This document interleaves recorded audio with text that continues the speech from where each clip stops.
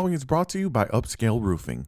For a free roof inspection, call 281-930-7368. Upscale Roofing. Our quality is through the roof.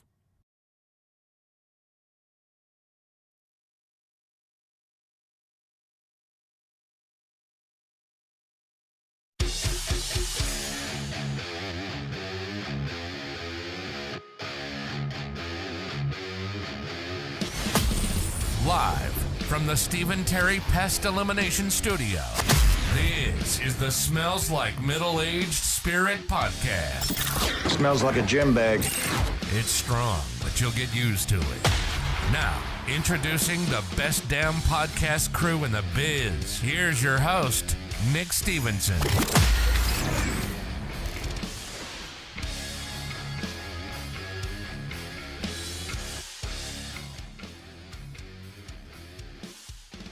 Ladies and gentlemen, good morning, good afternoon, good evening, or good night. Whatever time of day it is, wherever you may be listening in the world, welcome to episode 73 of the Smells Like Middle-Aged Spirit podcast. I am your gracious and humble host, Nick Stevenson, and I am here representing the best damn podcast crew in the biz, starting with Naomi Richardson. Are you here?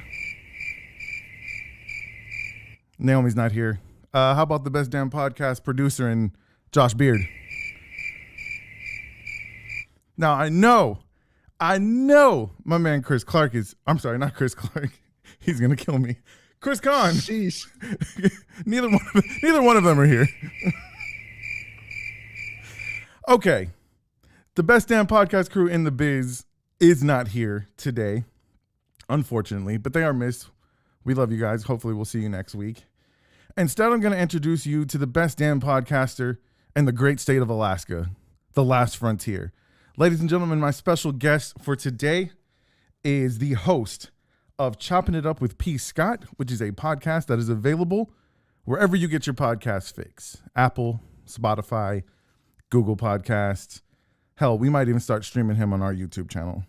He's that good. I'm a huge fan. Prescott Kelly is our guest. What's going on, man? What it do, boo-boo?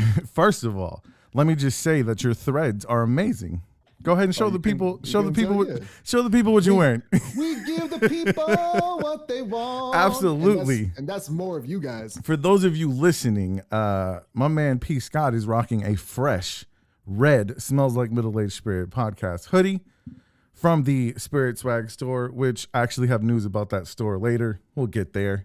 But you're looking good, man. And you got the Buffalo Bills hat that matches perfectly. My guy.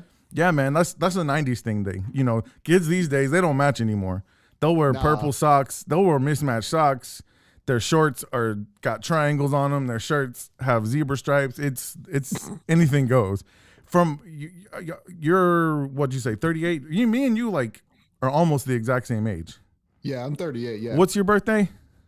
May 12th. Oh yeah, mine's May 12th too. Motherfucker. That's right. I forgot because you're 37, right? No, I'm 38. 38. Okay. We have the exact same birthday. That was what's wild too, because I remember you and I talked in May, and I freaked the hell out when I found out. We have the exact same birthday. Because my best friend up here has the exact same birthday as me, but he's 1 year older. And I thought it was wild that that's crazy. And you said you were in Texas before, right? I was born in Texas, yeah. Okay, so our parents might have been at the same orgy, dude. Who knows? If you knew my parents, that would not be the outcome of this transaction. Oh man, that is hilarious, man. But so what I was saying though is like you and we probably have like the same thoughts on, you know, the way kids dress these days. Like we come from an era where you had to match. You had to have the shoes, the jeans, the hoodie, the hat, it all had to match, right? Like they don't do that anymore. Well, it's wild because like when I was growing up, my parents were incredibly conservative, right? So I didn't get to like really change. I didn't really get to show how I want to dress until I was like 17, 16. And I got my own job. Gotcha. And then I started like what you just said. You had to match, right? Yeah. But these kids, if you didn't match, you got your ass clowned. all the time, day. Even if you're wearing flannel, them shoes better match that shirt. Yeah. Don't wear a Nike t-shirt with some Adidas shoes either, because you're going to get roasted. Oh, yeah, you're getting clowned. You are getting roasted. Oh, snap. So, yeah, man, that's like you said, I want to let our audience know, me and this dude Prescott, we got in touch with each other through Pod Houston. Shout out to Oziel. Shout out to everybody at Pod Houston. Yes, wonderful yes. group of podcasters, so supportive, and actually found Chopping It Up with PScott through that group, if I'm not mistaken. And the first time I listened to you, bro, I told you, I sent you a message. I was like, bruh, if you lived in Texas, you would be my co-host. Like, I thought this dude is so fucking good, and you are, man. And I want people to check out your show. If you had to, I hate doing this. If you had to describe your show, like put it in if somebody asked you the question the number one question I hate when I tell people that I do a podcast. Express your show to us. What's your show about? What's your show about? Motherfucker, listen to it. I don't know what to tell you. It's about me saying stuff. Like, I'm saying words. Here's the deal. Like, my OCD, ADHD, insomnia, dyslexia, if it has an IA in it, I have it. Right. And they are battling each other like at Hall of Fame statuses. Got you. So it's not even just like it's largely. So I was thinking about this question the entire night. How am I going to address this? Like it was a goddamn Oscar speech. Yeah. Except for I wasn't. It's a lot of pressure. It's a lot of pressure. Yeah. Well, this is the first time I've also been interviewed on another show. Like I've had other people on, but this is my first time being on the other side. So it's a little intimidating, I guess. But yeah, my show is largely sports.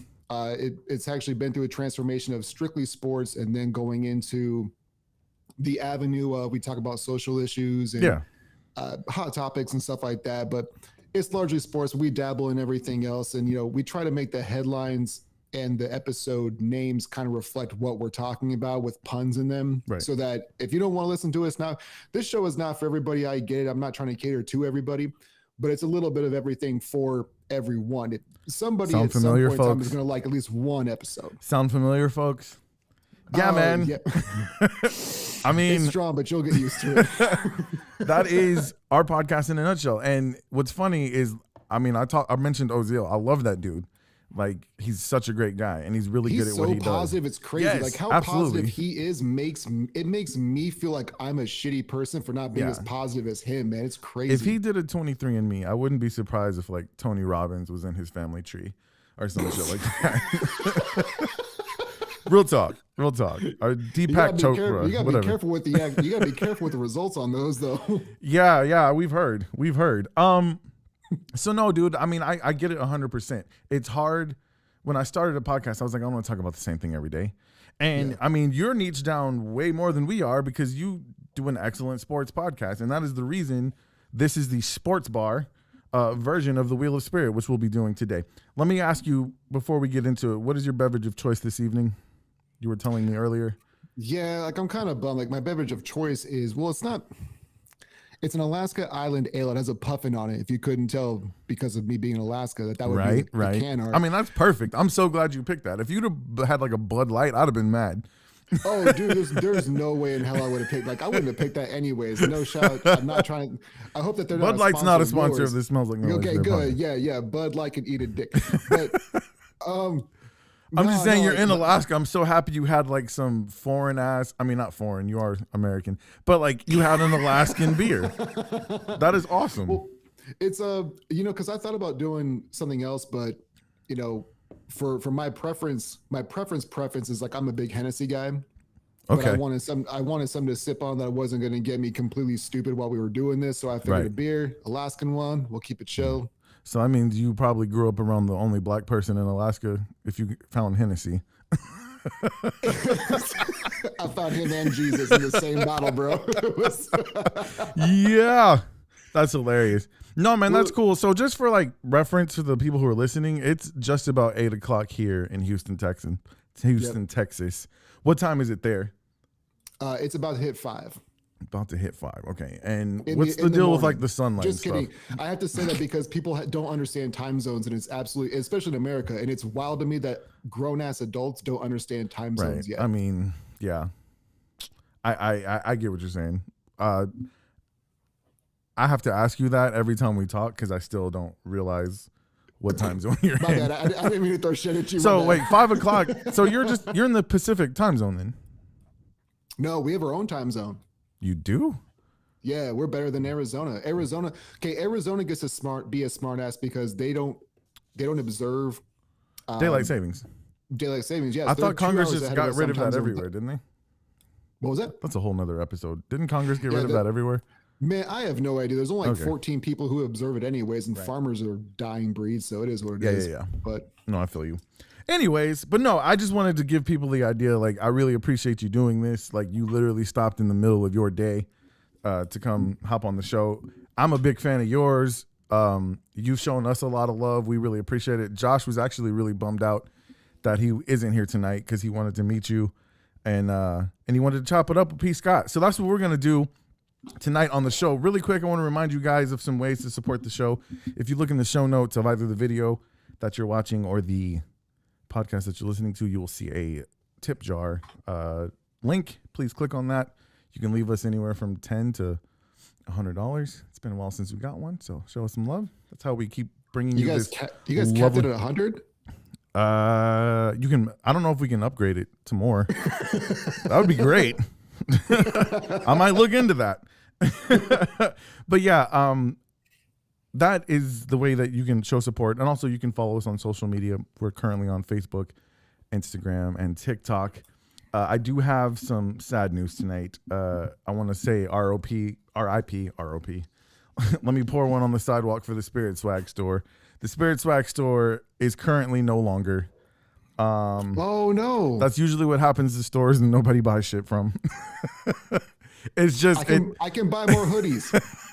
I wish that would keep us open, bro. If I knew that would keep us open, if you still want a hoodie, I still got you. I can still get them made. I'm just not selling them right now. So, but that's for now. Yeah. Say goodbye. Man, I needed to cue that song up. There you go. I wanted to cue that song up, but obviously we were having a hard time getting this thing started on time. But we're having a good time. That was my bad. We're having a good time already. I do want to let you guys know that you can join this conversation if anybody is there.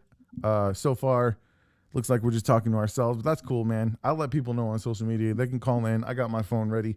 If they want to call in and talk about some of the stuff that's on this wheel, then we can do it. Really quick, I'm going to run through some brief, very, very brief headlines, and then we'll get started with the Wheel of Spirit.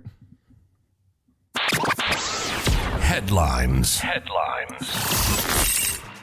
All right, these are your headlines for the week of 9/10, 10/9, whatever. All right, the January 6th panel is back together investigating the January 6th attack on our Capitol. The House committee came back together today. I didn't watch it. I might watch it later. They said it's going to be different this time. The blockbuster January 6th hearings from this past summer each focus on a particular topic as a part of the overall effort to overturn the 2020 election. Thursday's hearing is supposed to take a step back and look at the push to undo Biden's presidency from a broader context. Here's what you can look forward to. There's going to be new testimony, new ground to cover, and I promise you Donald Trump will be talking the same old shit. It's not going to change. In sports, the MLB playoffs are ramping up as we speak. Last night, the Braves and the Padres tied up their respective series at a game apiece. The Yankees and Guardians are playing right now. I have no idea what the score is. The Houston Astros just defeated the Seattle Mariners 4-2. Yordan Alvarez, he's the new Big Papi, brother. He's the new Big Papi. I'm telling you. PScott's Buffalo Bills will take on the Kansas City Chiefs in a rematch of last year's insane AFC Championship game. How you feeling about that game, bud? What do you think's going to happen? Not good at all. Sorry. You're not feeling good? I was trying to hold off on all of your headlines because I didn't want to interrupt because sometimes you guys interrupt and talk. And then we miss the music. But when I heard Buffalo Bills and Kansas City Chiefs, I was like, nah, this ain't it. I'm glad it was the last one too, though. That timing was impeccable, and my flow is impregnable, and I'll eat your children. Yeah. We'll talk about it though. We're gonna talk about that game. The Dallas Cowboys are gonna face off with the undefeated Philadelphia Eagles on Sunday Night Football. All I have to say about that is go Jalen Hurts. And in local sports, the Deer Park varsity football team are playing Pasadena Memorial Mustangs as we speak. The game started about half an hour ago, so I am going to guess that it's already a blowout. Ryan. All right, we got a phone call. Brian, I'm gonna ask you to hold really fast. Just a moment.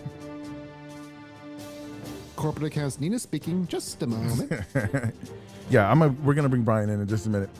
He calls during headlines, of course. Anyways, in conclusion, is there any local Alaskan news? It's still cold as hell. It's still cold as hell. Spoiler alert. Actually, it's actually quite beautiful. This is my favorite time of year because like even though it's 30 degrees, 25 degrees, which is cold as hell to everybody else, it's my favorite time of year because it's not quite dumping snow yet. The leaves are falling. It's changing and it's beautiful. It's crisp. It's soup weather. I can't even imagine. Soup season is super underrated. That's my favorite time of fall. Oh, I wish we could have soup season, brother. It's like 85 degrees here right now. Yeah, you guys need like 70 at night. Goulash. It's like whatever the hell it is. Oh man. Well, in conclusion, the Rockets still suck. The Texans are garbage. The Cowboys are always going to suck to me, and the Astros are still the 2017 World Series champions, and hopefully the 2022 World Series champions. Y'all been to like Brian, are you there? Oh, go ahead. My bad. I am here. What's up, man? You called me in the middle of headlines, brother. I'm glad you called, Man, though. I called you because your headline was wrong. The Yankees and that other team that they're playing definitely got postponed for tomorrow. Oh, it did? That's updated news. I'm sorry. I made my headlines like 5 hours ago, so That's all right. I didn't know that it got postponed. Well, that's good. I mean, that's unfortunate because I mean it's just avoiding the inevitable because the Guardians are going to lose. It just shows exactly how football just runs this damn country. Is that what it is? Yeah, I know. That's exactly why, because Thursday Night Football is going on between the Commanders, quote unquote, and right. I think that's a garbage game, and everybody's going to watch it. Oh, it's going to be booty juice, but they'd rather have that than a playoff series baseball game. That's how bad it is. Everybody's going to watch it, though, I'm sure. Hey, Brian, Brian, you're going to call in later? We're going to do some audience participation if you're still checking out the show. Yeah, definitely will. All right, yeah, because we want to hear from you guys. We got some topics that are interesting. We're going to talk a little Astros baseball. We'll talk some NFL, NBA. It's all on the wheel, and we want to get personal with it because sports, I think, is a big part of everybody's lives in some way. So I want to hear from you guys what you guys think. So we'll talk to you a little bit later, Brian. Thank you for correcting me, man. You should have been here. That's all I got to say. Game just ended. I could have been there. Yeah. Hey, bro. Next time, for sure. But we'll talk to you later. Give us a call. I'll let you know when to call. All right. All right, man. Much love to we Brian. We got people. That is my daughter's boyfriend's stepdad. Cool guy. Like, hella cool. One of my favorite people. If you can't get him a hoodie, he can have my green one. Because I got a green one. Same size. Yes, I forgot about that. All right. The spirit line's still up. You guys call that and join the conversation if you want. Let me ask you a question. Did you hear the phone ringing? Dude, I was so zoned out because okay.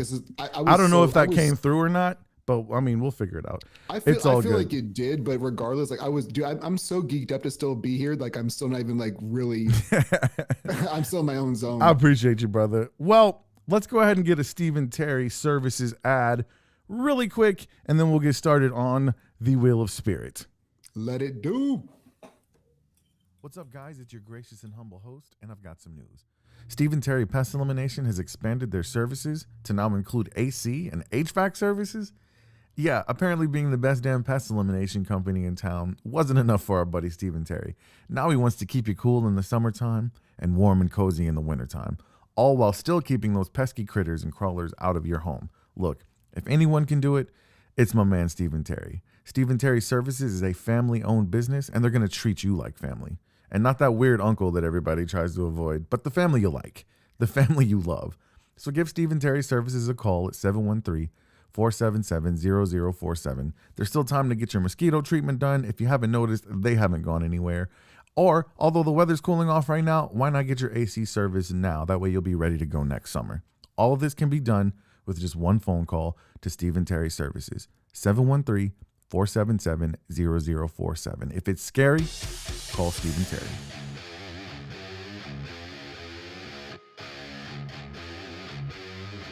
All right, Stephen, I might have accidentally muted like half your ad just now.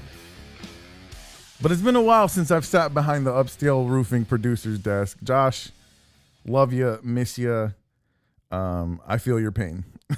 Get your beard back here, Joshua. Get your beard back here. Get it back. God, what a selfish good father he is. You know what I mean? I have a feeling he was at the Astros game. I'm not gonna lie. I don't want to start any rumors or anything. I feel like I saw him. I'm not trying to be that guy, but I feel like I saw him. He was like, I'm willing to shave my beard to be. There's a lot of guys that dude. look like him at the game. That is for sure. All right, guys. You guys know how the Wheel of Spirit works. I found a digital wheel. Prescott, I don't know if you can see the stream right now, but this wheel is ugly as fuck. I cannot see it. It's like all the booger and dookie colors, and I couldn't change the colors, but it was free, so I was like, fuck it. Let's play the game. It is what it is. So what we're gonna do, we're gonna spin this wheel. Let me give you some of the topics. We're gonna NFL, college football's on there. NBA season returns soon. I want to know your best sports memory. You know how I do this. I rig this wheel. Like, if I want to talk about it, then I just make it come up. So I want to know. That's what she said. Hey-o.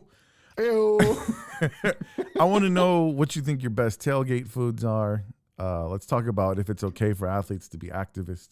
October baseball, your favorite obscure sport, worst sports memory, a sports debate you hate or love, and why you fell in love with your team. So we're going to work this wheel where we talk did you work sports debate you hate or love in there? Yes, I did. Yeah. Okay. So that was okay. All right. Yeah. I replaced OJ with that one. Okay. You know, I'm actually glad you did, because I did, even though I watched a little bit of OJ when you sent me that original program, I was like, man, this is a really tough watch, and I can't watch everything on this. I originally had as a topic, like, we were just going to go on OJ's Twitter and watch videos and laugh our asses off. Dude, because it's so cringeworthy. Because if you haven't looked at OJ's Twitter, I recommend it if you need to laugh or maybe cry. I don't know which one you'll do, because this dude is so oblivious.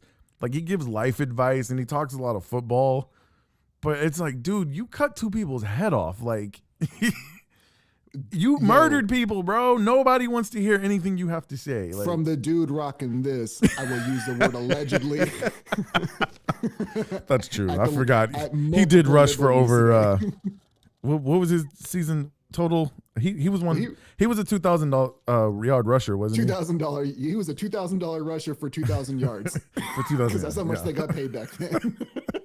Bro, this Dos Equis is kicking in, so I should probably hit pause on it. All right, well, let's spin the mofo wheel and see what we get.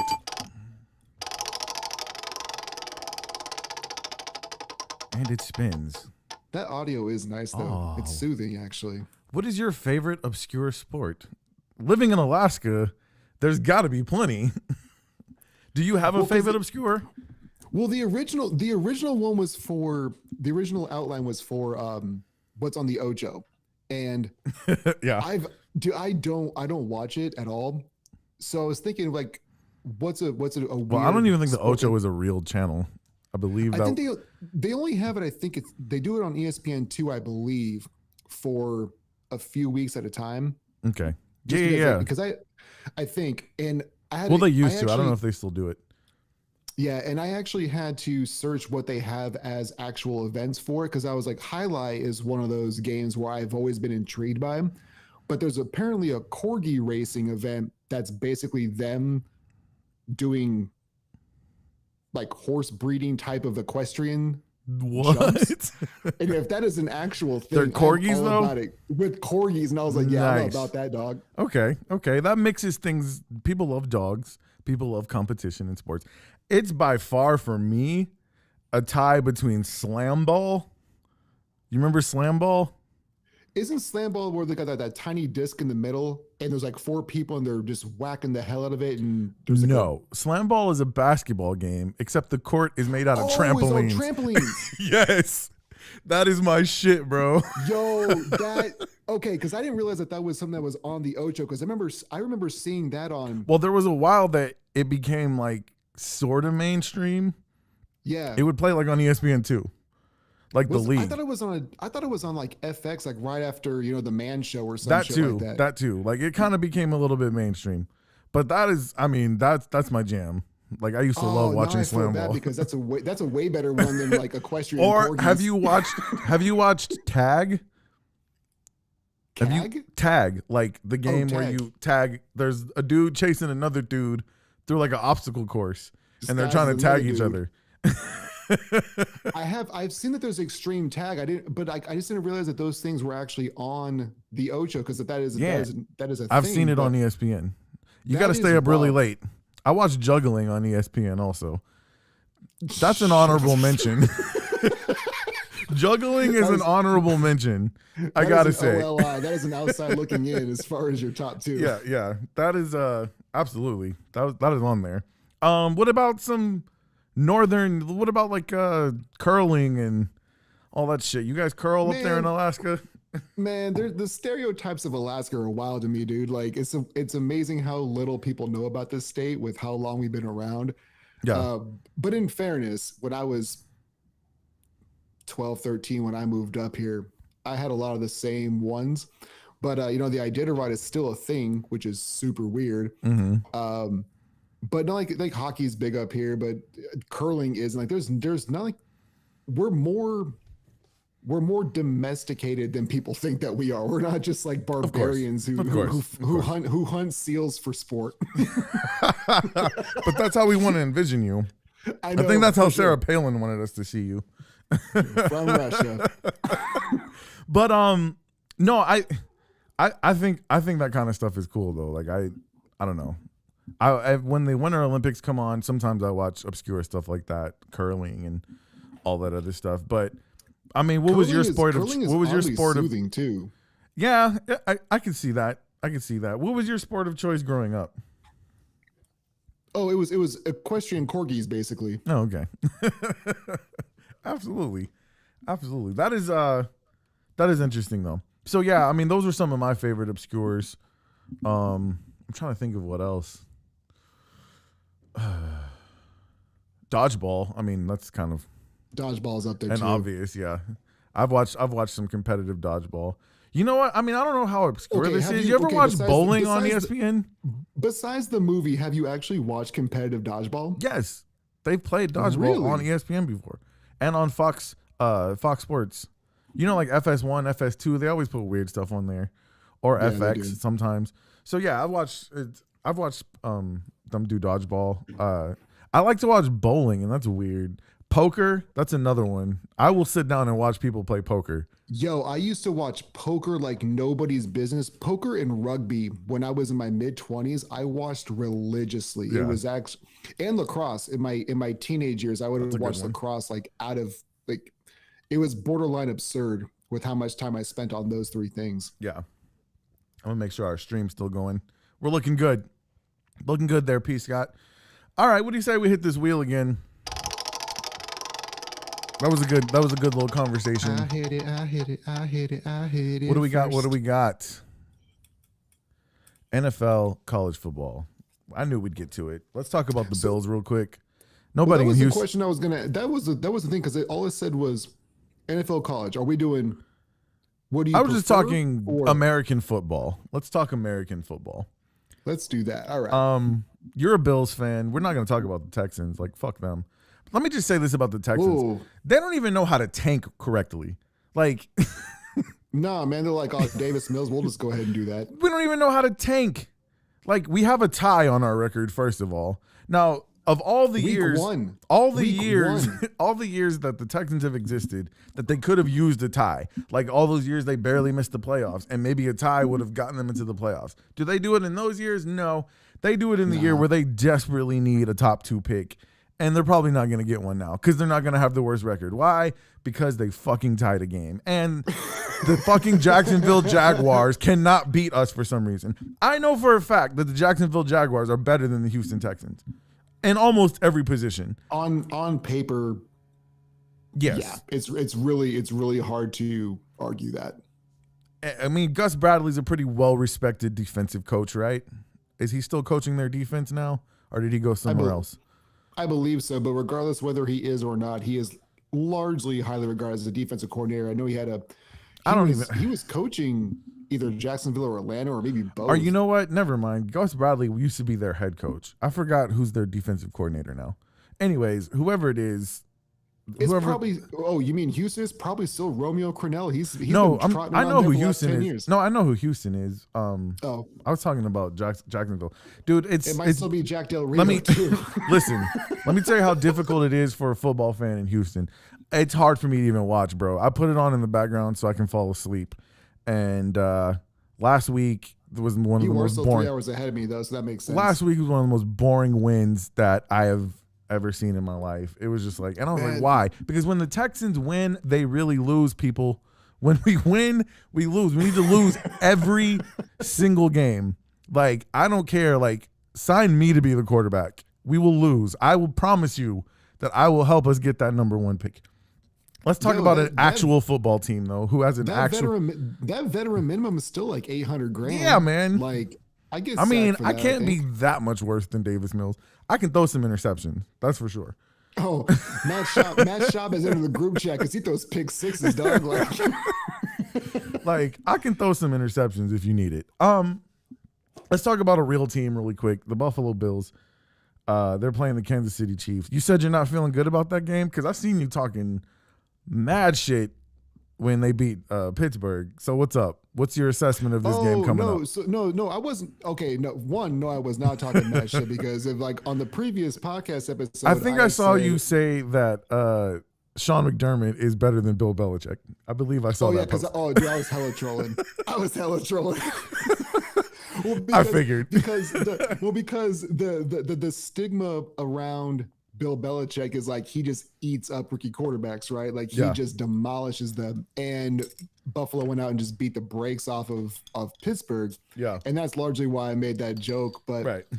I never feel good against Patrick Mahomes because I've been saying this for years. The Kansas City Chiefs are just the Golden State Warriors of the NFL. Like nothing is ever safe. Yeah. Can I tell you something that'll make you feel good though? Devontae Adams by himself almost beat them. And Buffalo's got some weapons, bro. They do, but the thing for me is like whenever I see, don't be a Texans fan. Yo, I'm not being I will. Yo, I've always said this is something that I've been. Don't be a Houston fan, not just the Texans. We can't be happy for nothing. Like we have one of the best baseball teams like almost ever in the last decade. And if anybody strikes out, they're like, "Oh, cut him." Oh, dude, but see, and that's why I stay so reserved in my takes is because. Like everything I do is basically sarcasm because people take this thing, they treat sports like it's a cathedral and they take it way too seriously. You're trying to be safe. As a Bills fan, yeah. I got you. Like as a Bills fan, like it's just like the last 2 years that they've really started to get steam as far as primetime games and people picking them to win the Super Bowl. I can't wait to ask you. I've been through the struggles of shit, dog. I can't wait to ask you what your worst sports memory is. I have a feeling I know what it is, but we'll wait till we get there. We'll get we'll cross. We'll wait till we get there. But God, can you hear how defeated I sound? Because you know it's one of I probably know what it is. I have a good idea. So I want to talk about really quick what's your take on the NFL safety. We watched Tua Tagovailoa. I cannot say his name if I'm drinking beer. You can just call him TT. Tua, yeah, TT. Talakalugalugaluga, whatever the fuck his name is. He probably was saying his name the same way I'm saying it right now after he got the living shit knocked out of him 2 weeks in a row. Yeah, he probably couldn't say his last name either. Tua Tagovailoa. Yeah, that. Tagovailoa. Yep. Correct. Yeah, there you go. Sure, whatever. Whatever you say, my man. Bro, that shit was brutal though, man. And like my son was playing football, and he wants to play again next year. Everybody kind of knows the story of my son. He, took a year off of football, dealing with some personal things. As a parent, I have some concerns, man, because I've witnessed, and I don't want to throw any of my son's coaches under the bus, but safety is not a priority. If they know you, then they know who the coaches are. Safety is not a priority to these coaches. It's just not. Like, I know that the NFL started setting up all these camps that teach proper tackling, but football's just a dangerous sport, man. You can't make it not dangerous. Yeah. It's not possible. But I just wanted to get your take on do you have girls? You have girls, right? No, I'm married, but I have one son. You have a son. Okay. I have a son. Yeah. I'm sorry. I should have known. That's that. all right, because the way that things happen, if you watch him play sports, sometimes I get it. That's fucked up. That's fucked up. Would you have concerns about your son playing football? It's wild because like when I was young, or when he was younger and I was a newer parent, I did a little bit. He doesn't really have the interest to want to play. Yeah. I know, like when I was a kid, I wanted to play football because I ran track and I played basketball and soccer and baseball, and I was all over the map. And my mom was the one who said, you're not playing football at all. My dad was like, well, if he wants to play, let him play, because my dad played when he was a kid and all this other stuff. Yeah. And my mom's like, well, if he wants to be a kicker or a punter, he can do that. And I was too worried about being laughed at as a kicker or punter when I realized I was really good at soccer. I could have just done that and made like 800,000 to, $1.5 million a year doing that if I was really good at it. But there was no chance of me being in Alaska I was ever going to get that chance anyways. But regardless, no, he doesn't really have an interest in playing football, so that's kind of a moot point. But it's come into my mind. Let's pretend that he wanted to. Right, and so if it was in his mind that he wanted to, man, he's got to get real good by the time he's like 12, 13, because I don't want him to get just his head knocked off when he's 14, 15, 16, because these kids are built different now than they were when I was 14. I've seen 14-year-olds bigger than me. Let's pretend we're in a world where he's really athletic and he has the option of playing basketball, baseball, football, or maybe, soccer, like you said. Sure. Would you encourage him to play some of those other sports over football because of the safety issue? Yeah, I think that the way that I would probably navigate this through is basketball 1, baseball 2. Guaranteed contracts. Yeah, guaranteed contracts. Most people aren't making the league anyway. Like, you got to, and that's my thing. If I had a son who was good enough to play professional football, I would support that. If my son's gonna work at T-Mobile after he graduates, like, I need your brain to not be fucking scrambled. You know what I mean? Yeah. I don't. No offense to T-Mobile. Well, people. that's the whole thing. Like, all these things are really tough to navigate through because like the rosters are so small. Your chances of making it there already are pretty limited. Yeah. And I think if I'm just talking honest, about like through high school. What age do they start playing there in Alaska? Same age. Like we got like 5 kindergartners, first graders. Yeah. Yeah, we got 5, 6, 7-year-olds playing football. The thing about taking hits in the head from the time you're in kindergarten until you're in the 12th grade. My son played offensive line and he plays D-line now. He's in a car crash every play. Yeah, every fucking play. And that concerns me, man. Like I hate to be that dad. Like, people want to probably think I'm soft or whatever, but like, I mean, CTE is a real thing. My daughter's boyfriend plays offensive line. He's in a car crash every play.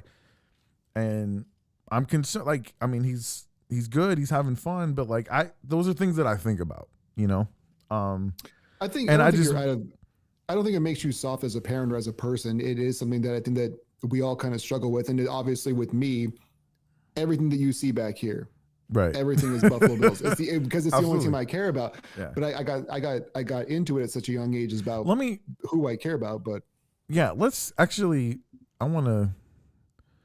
This is one of our topics, but I want to skip to in Alaska. We're gonna guess.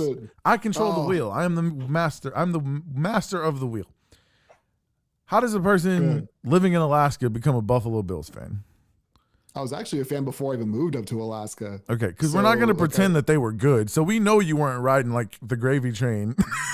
No. We know for a fact that you were not a front runner because in your entire lifetime, almost your entire lifetime, the Bills have not been good.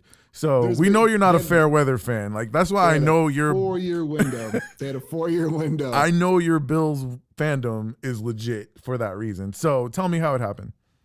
So when I was living in Texas, my dad and I were watching a Cowboys game, as you could imagine. Right.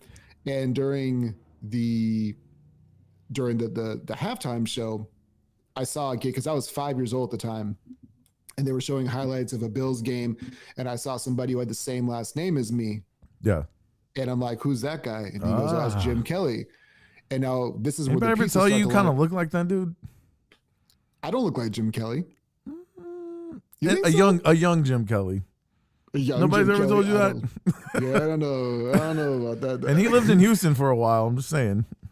He did, yeah. Well, he played for what? He played for the Gamblers. Houston Gamblers in the USFL, yeah. Because that's what people don't understand. Is like he didn't want to go play in Buffalo initially. That's the entire reason why he didn't go there. Yeah. He was going to USFL and then he went to Buffalo. But yeah, so like I was 5 years old. He had the same last name as me. Okay. His name was James Kelly because my first name is James. I go by my middle name. Okay. So we both have James Kelly. I was 5 when I found out about him. Now it makes sense. He wore number 12. My birthday is May 12th. James Kelly 512. It was a wrap. And then I found He out was a about bad motherfucker too. Like, let's not pretend that I Jim found out- Kelly. I found out when I was like 13 years old that he has the same anniversary as my parents too. What? And I was like, it was just It's fate. destined, dog. Like it was crazy. Well, yeah, his birthday was It was is their absolute anniversary. fate. It was fate. Yeah. So I was like, this is who it is now. That's awesome, man. I'm gonna run a little Naomi Richardson ad really quick. I forgot to put you in this shot. And then when you do that, we have to find out why you love Houston because obviously that deserves a larger story. No, I want to talk about it because it's actually a really huge pet peeve of mine. But you guys give Richardson Design Works a call if you need anything for graphics needs. Like, she's a great artist. She just started working for the LaPorte Chamber, so she might be a little bit more busy. But Naomi, we love you. We miss you. Hurry up and get back. I am a person who is of the belief that you have no choice but to rep the team from the city that you're from. I don't understand people who rep teams that are not from their city, unless you live in Alaska. There's no professional football team. So to me, sports is a regional thing. Like, I represent. So you were born in Houston though, right? Yes, well, in the Houston area. I was born in Galveston County, which is just south of Harris County, which is the county that Houston is in. My team are the Rockets. They used to be the Oilers, and the Astros. That's it. And then when the Oilers left and became the Tennessee Titans, fuck y'all. Like, I'm done. Like, just off the top rope. And we live in, and I understand that not everybody thinks like me, but me, like, I'm about the name on the front of the jersey. Fuck the back of the jersey. Like, I was a huge JJ Watt fan. I was gonna say, are there any players that you have been like, you know what? I don't care where you play. I'll always appreciate you. So, because like you say, it's always about the front, not the back. Yeah, if a person has worn the jersey that I love and that I care about, and they've given it all they've got, people like JJ Watt, and more than Andre 3 to Johnson, 5 years, right? Andre Johnson, DeAndre Hopkins, James Harden. A lot of people hate on James Harden, but I'm a James Harden fan. That's a lot of slander. Yeah, I got you. I'm a James Harden fan, and I honestly believe, like, say what you will about him, he gave everything he could possibly do to averaging triple doubles and getting MVPs. I mean, what else do you want, man? That's what he had to do on this on the team that was constructed. So when those guys left, I didn't like the way James Harden left. I was mad at him for a little while, but it's been a couple years now, and like, I want him to do well in Philadelphia. You know, the Rockets aren't really competing right now. They're a young team. I'm super excited about them. Yo, they are young, bouncy, and talented as hell. Yeah. Though. They're young as shit, though. Yeah, I mean, I really want this Wembanyama guy. I don't know if you've watched any of his videos. Dude, everybody wants him, but I don't think the Rockets are going to suck enough to get him. To be honest, maybe they'll get lucky in the lottery. But every single team is gonna be like, we don't even go. Utah, we're not even taking the court. We're not even taking the court. Yeah, Utah's going to be tanking for sure. Utah for sure. Utah's definitely not trying to win any games. Nah. Indiana, they're not going to try to win for sure. Nah. You know who's trying to win, who shouldn't, is the Sacramento Kings. Like, they really should tank, but they got some talent on their team. Yo, but they've been trying to tank for so long. Even when they do tank, they still fuck it up. Yeah. Like it's crazy. Like they do because They haven't gotten. They haven't gotten. They went out and they traded for Sabonis, which I was like, yo, that's actually a sneaky good move. Yeah, because I think him with De'Aaron Fox is a really good matchup with that 1 and I would have 4. kept Halliburton, but yeah. You what? I would have kept Halliburton. Halliburton's nice. Oh, he's nice, but there's only about 10 or 15 guys in the league who are actually worth a damn. Everybody else is just circumstantial. Well, yeah, but Halliburton might be teammates with this Wembanyama guy now because Indiana's not going to be good. Dude, that dude is he's such I hope an he doesn't go to. I hope he extraterrestrial. doesn't go to Utah. I hate the Jazz. No, me too, man. To me, the Utah Jazz are the Tennessee Titans of the NBA. First of all, why the fuck haven't they changed their name yet? There is no Jazz in Utah at all. I promise you. No. There was only That's a whole man. Yeah. That should be on the wheel. Should have been on the goddamn wheel. That's a topic for another time. What should the Utah Jazz be named now? Like, what are the top 5 teams that you would rename based on how much it doesn't reflect their city? You know what's funny about me and you? A thing that I noticed we both do, like we like to just come up with really obscure like rule changes for leagues. Like you remember? Oh yeah.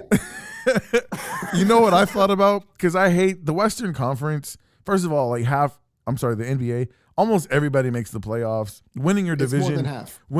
It's more than half. Winning your division means absolutely nothing. I don't even know why there are divisions. I don't know why there's conferences. But I had this idea that they should make new conferences and new divisions based on your mascot.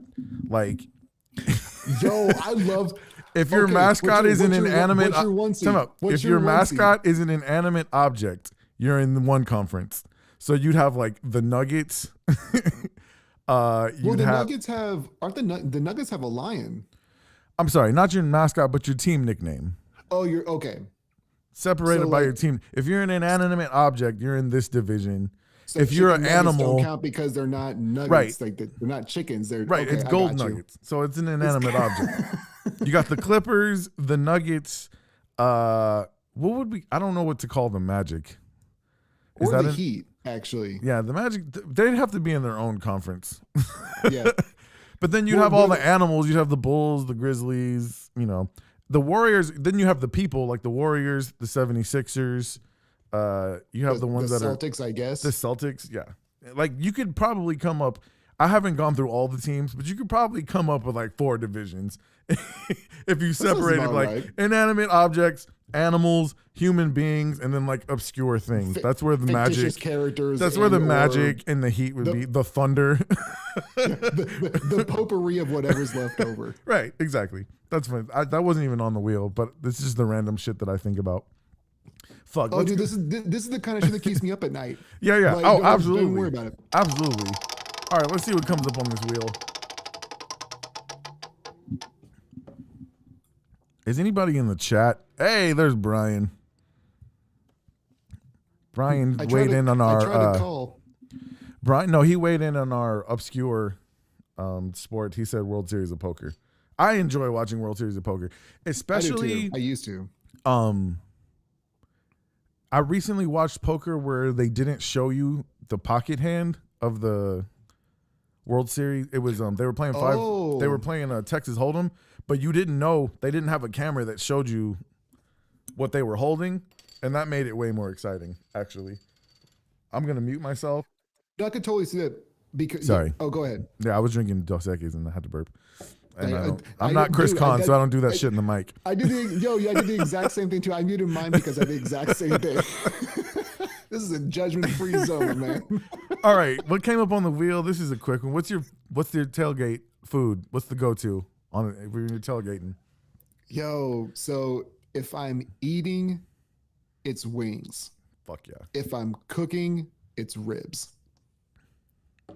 I also like if I'm doing Sundays, especially if I have. It's actually Monday the opposite for me. If I'm cooking, it's wings. If I'm eating, it's ribs. Ribs, really? I'm just not patient enough for, bro. I'm just not patient enough for ribs. Dude, that's the only. I hate all of these things where it's like put in the oven or put in the air fryer. I like to babysit my food. Yeah. And make sure that it's all perfect. I've done it before, and I was like, this shit is taking too long. I want to eat these motherfuckers. So I'm just going to go to Bussin' Barbecue. That is R.I.P. That is the conundrum that we run into all the time. It's Hey, taking too Prescott, goddamn long. real quick, and I don't want to kick a dog while it's down, but we had a barbecue restaurant out here that was open for like a month and a half. It was called Bussin' Barbecue.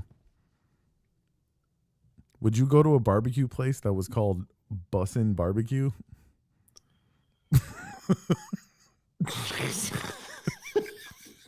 That's a real tough one because off of name alone, I can't tell you if it was good or not because I refused to go there because of the name. I was like, I'm not going there. well, I guess if I lived in Texas, I would say no because I know that you guys got a lot of other better stuff to go. I mean, to it's than right Bussin' across the Barbecue. street, literally from Brisket House, which isn't my favorite. But just on name alone, if I'm like, am I going to go to Bussin' Barbecue or Brisket House? Yeah, I think I'll go to Brisket House. Was it BUSSI? BUSSI and apostrophe. Oh, these motherfuckers. You heard it here all the way from Alaska. All right. Yo, And I'm sorry. Look, they closed down. And I'm not trying to, like I said, I'm not trying to kick a dog while it's down. Apparently, they closed down. It used to be a food truck. And I guess they ran their restaurant. Man, they ran their restaurant. I feel bad. They ran their restaurant like a food truck. They would like run out of food before the end of the day. Like you can't run out of food when you're a restaurant. When you're a food truck, that's what you do. You cook until you run out. Done. Right? Yeah, you get done. You're like, hey, sorry, we're closed up. Close up shop. Right. You can't do that. Work on the next you day. can't do that at a restaurant. No. And also, damn, they were really but no, I expensive. feel bad though because I feel like I contributed to their They're demise. fine. They're even fine. though No, I've never heard of they them were until already just right they now. were already closed. Don't worry about it. I'm the one kicking a dog while it's down. You don't have to feel guilty. Why do they cook dogs too? So there used to be a barbecue place called Cattle Drive there in the space that they built, opened their restaurant. I liked Cattle Drive. It was they had really good turkey.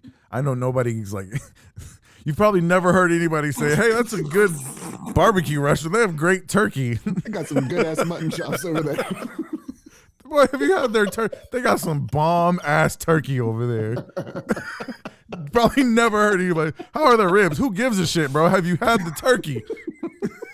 Gobble gobble, mother. But they did. Like I used to like their turkey, and they closed down for whatever reason, and then they opened this Bussin' Barbecue, and everybody was trying to get me to go. They had a grand opening, bro. They ran out of food their first day they were open. And at first, I thought, oh, man, they must have been really busy because I've never... Say the reputation is you must be really good if you're already out of your stuff. Right. I've never heard of a restaurant running out of food. So I was like, man, they must have been on fire, right? Then I found out like they were running out of food every day. So this conversation went way off of what it's supposed to be. But yes, wings, ribs. But, I mean, is there a bad tailgate food? I was trying to make my tamales so I could drink tamales and Dos Equis while we were doing the show, but I didn't get to warm them up. But tamales are great. I mean, anything. There's no such thing as a bad tailgate food, to be honest. I mean, there are things that I wouldn't constitute as tailgate food, which would be bad in that context. But I mean, that's fair. Like you can make the thing is like you wouldn't eat spaghetti at a tailgate. Right. Yeah. Probably not. Yeah, exactly. But soup.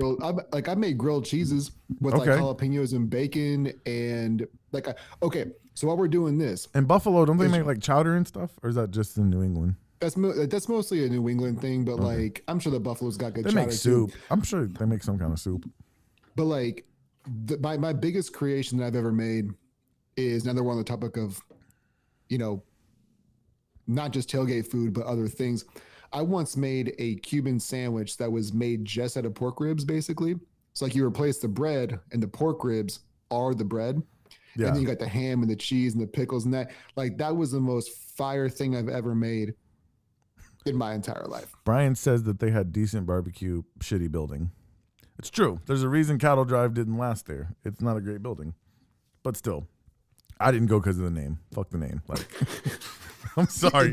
It does seem like you're trying. You gotta too understand. hard, This is a whole other conversation. But like, I'm someone who is really bothered. Okay, let me ask you a question. If you found out that the people who own the restaurant were black, would you go there?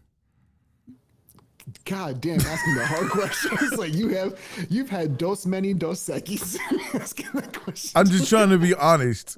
I'm someone that is bothered by cultural appropriation. The people who own this place were like whiter than you and me. I think it's but you probably could guess.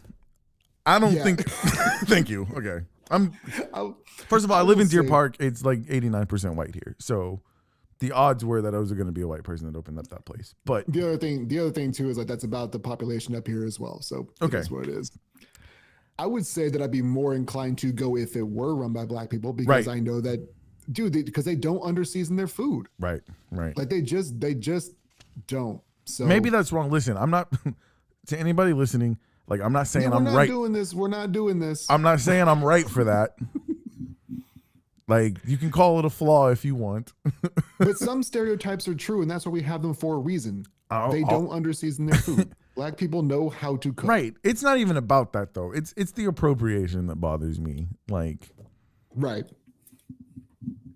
I feel like. Can we get it out too? Because no, it's because here's the thing. Bussin' barbecue like blew the hell up, and I felt like never mind. Let's spin the wheel. I did. I got you. I got you so messed up on that. Let's spin the wheel. This is my first. No, man, I'm trying not to get canceled, even though according to Chris Conn, nobody listens to this shit. All right, a sports debate you hate or love. This one's easy for me, but I'm gonna let you go first. I think that we may actually be on the same page. The GOAT conversation? Yeah, LeBron versus Jordan. Yeah. I can't stand it. It's not even, first of all, it's not a conversation. Like, yeah, it's LeBron.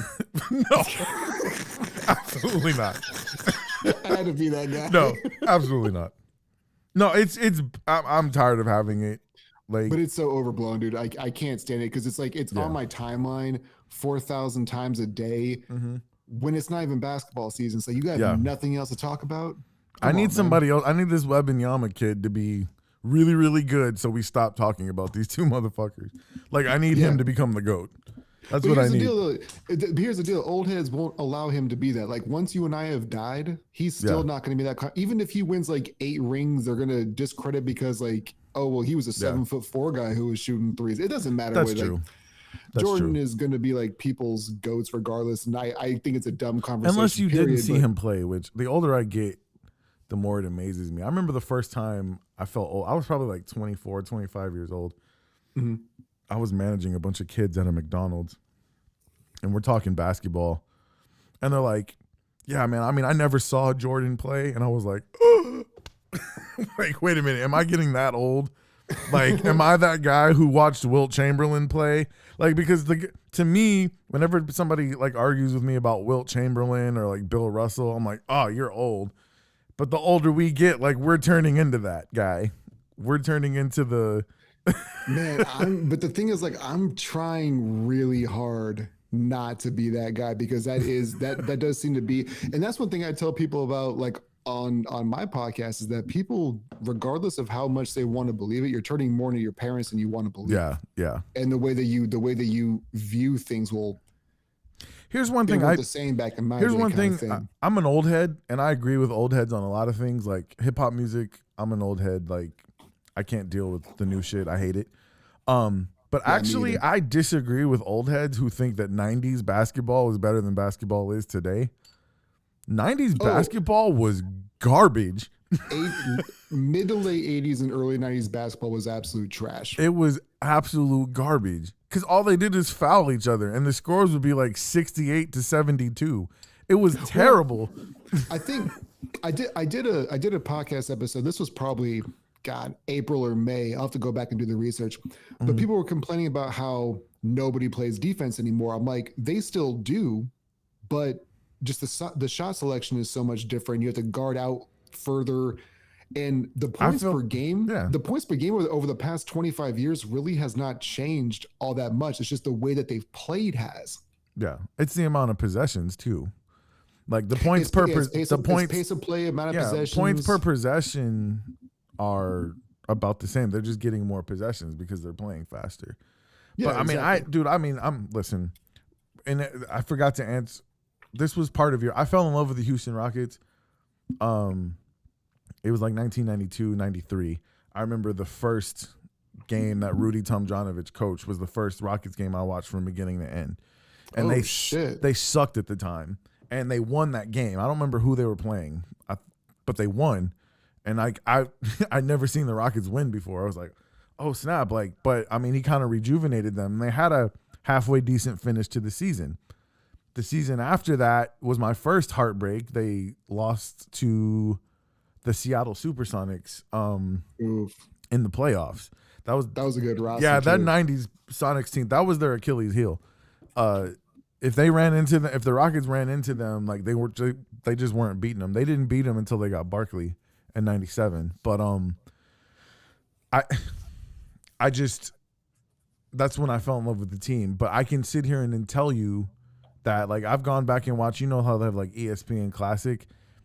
The Houston Rockets were one of the teams that shot the most threes of all of the teams in the NBA, and they shot like 9 threes a game. And people, people were like, the Rockets shoot more threes than any team in the league. That's why I was like, it's so wild because, like, when you look back at it, Larry Bird never made more than like 95 threes in a year. Right.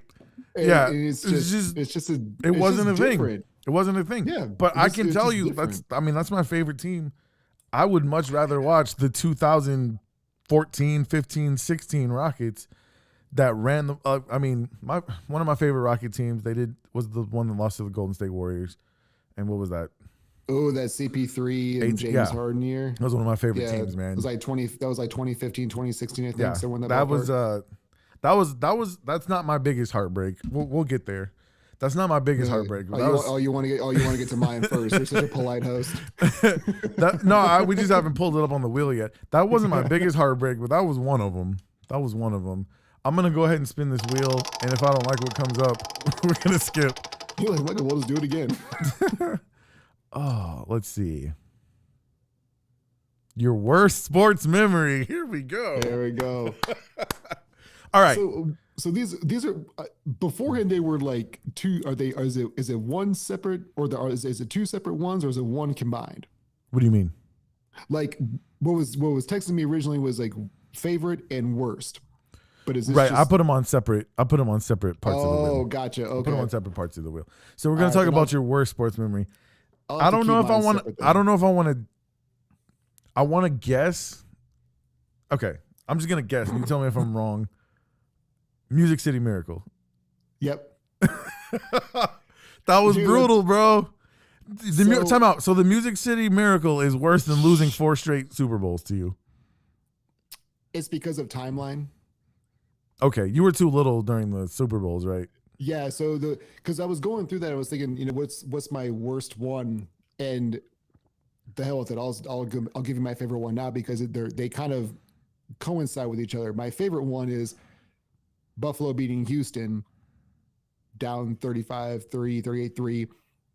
We're not going to talk back about in like that. 1992, 93, and you don't. That's going to wrap it up for the show today. I'm your humble host, Nick Stevenson.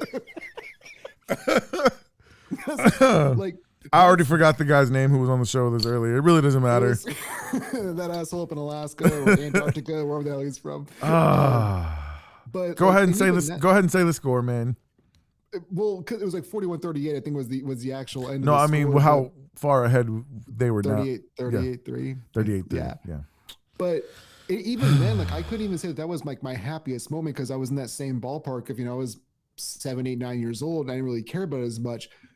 So when we were talking about, or when I was thinking about what's the worst when that hurt, wide right should be up there because that was in the Super Bowl. But I got to witness. I remember like my parents were out of town. I have 3 sisters. That was against the Giants, right? Were in the house. I was the only person in the house when I was watching Music City Miracle, and I was jumping on the couch. I was throwing pillow cushions and shit. Like I was so. That shit was brutal, man. Dude, you know how confident I was that was going to be your worst? I almost put a clip of it in here so we could watch it together. I didn't want to do that to you. Well, luckily I couldn't see it because we had such issues initially. So I'm glad I couldn't see that, man. I mean, when you went back and watched, you'd have been able to see it. Yeah, that's true, and I'm sure that I will. No, I didn't have the clip. I didn't want to do you like that. That was pretty brutal, bro. I mean, Music City Miracle was the roughest one. Either that or they're all Houston based. The best one and the two worst ones, because the other worst one would have been when Deshaun Buffalo Watson? played when Buffalo played the Texans like a handful of years ago, because Josh Allen just hadn't figured shit out yet. He also didn't have Stephon Diggs, and he was just trying to play hero ball and getting sacked, and it's like 30 to infinity billion. That Deshaun Watson play at the end was he's such an absurd athlete. It's stupid. I don't want to talk about that either. Man, fuck the Texans. That's fair. Look, the Texans think they're just going to draft the next Deshaun Watson. Look, the Texans think they can just, all these Texans fans out here, they think they can just tank the year and they're going to draft their next Deshaun Watson next year. It took 20 years to get Deshaun Watson. Like, you don't get a generational quarterback. They don't just fall off trees, man. Like, you had your guy. And there's only been a handful of teams who have luckily been able to do remotely that, and it was like Green Bay and Indianapolis. Yeah, but I mean, nobody knew that Aaron Rodgers was going to be. They drafted Aaron Rodgers, number 24? Like, he was in the 20s. Yeah, I mean, I'm sure there's some people who thought he would be what he became, maybe, but I mean, we're not gonna have. It took us 20 years to get a good quarterback. It'll probably be another 20 years. I'd be curious what my man Brian has to say about that. What do you say? Most people here are about the QAnon. What do you say? He's talking about the people in Texas. He said most people here are about the QAnon in Deer Park. We don't have to talk about that either. Fair enough. And then he says it's Robert Ory. Is he talking about Houston? Big Shot Bob? Yeah, but he made big shots for us. I don't know. He did in Houston. He hit he hit a big shot against us as a Spur. And San Antonio. And as a Laker. And San Antonio and as a Laker, yeah. Yeah, that dude. I still like him though. He wore our jersey long enough. And honestly, I was mad when they traded him for Charles Barkley. Like, he was actually, Charles Barkley's my favorite basketball player of all time. Like, so do you want to know my biggest sports heartbreak? Yes, I do. It does involve. I feel like I'm owed this at this point in time. It's the 1997. Oh, there's so many. There's a lot. Okay. The only reason. Many? Okay. Yes, I have had a lot. Houston has had a lot of heartbreak. You mentioned one of them, the Buffalo Bills game where we're up 38-3.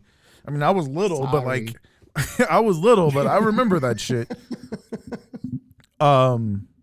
Albert Pujols, Brad Lidge in 2005 NLCS. Oh, the Cardinals? The only reason that is not like top of my list is because we won the next game and went to the World Series. But like, I was ready to celebrate that night. Bro, I got into a fight with it's my ex-wife now, my daughter's mother. I got into a fight with her at the end of that game. I was so mad.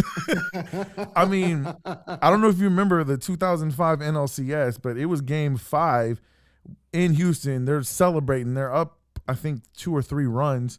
And we're celebrating, dude. It's time to go to the World Series. And Albert Pujols hit that ball. If the roof hadn't been closed, that ball would still be fucking flying, dude. Like, he ended. I can't say he ended Brad Lidge's career because this pisses me off. This always happens to Houston teams. Brad Lidge goes to the Phillies and doesn't blow a single fucking save and wins the World Series. But for us, no, he couldn't do shit. Oh, it pissed me off. But dude, that shit hurt, man. I can legitimately feel the rage in your voice from 4,200 miles away. That shit hurt. But honestly, my biggest sports heartbreak, like I cried when this game was over. 1997, Western Conference Finals, Utah Jazz, Houston Rockets. This is the Olajuwon. Oh no! This is the Olajuwon, Barkley, Drexler team versus Karl Malone and John Stockton. Wasn't Pippen on that squad? No, too? Pippen was the year after. The year after? Okay. Or no, 2 years after. Pippen was 99, the strike shortened year. Okay. No, this was Barkley, Olajuwon, and Drexler. Olajuwon wasn't his MVP self, but he was bad. Charles Barkley had a 20 rebound game in the playoffs. Like, he was still good. And Drexler, like, we had a good team. The problem with that team is that we weren't that deep. But they had a good team. Yeah. And this is what pissed me off. So if you're that old, John you gotta be Stockton, deep. John Stockton, Giggity. game 6. John Stockton, game 6, hits a shot at the buzzer that ends the Rockets season. And I wanted to pull up this video too. If you go watch the video, go look it up on YouTube. In game 4, Eddie Johnson had hit a buzzer beater to tie up the series. One of the best, well, it's one of my favorite moments. Greg Gumbel called. I don't know if are you in. I know I'm all over the place. Your favorite sports memories, are part of those memories that make it special to you, the call? Like, as a person who does, like, I'm not a broadcaster, but I'm a podcaster. Like, the call is everything. I can really appreciate a good color commentator who's that moment is encapsulated in history. And if it's not called right, then it really bothers me.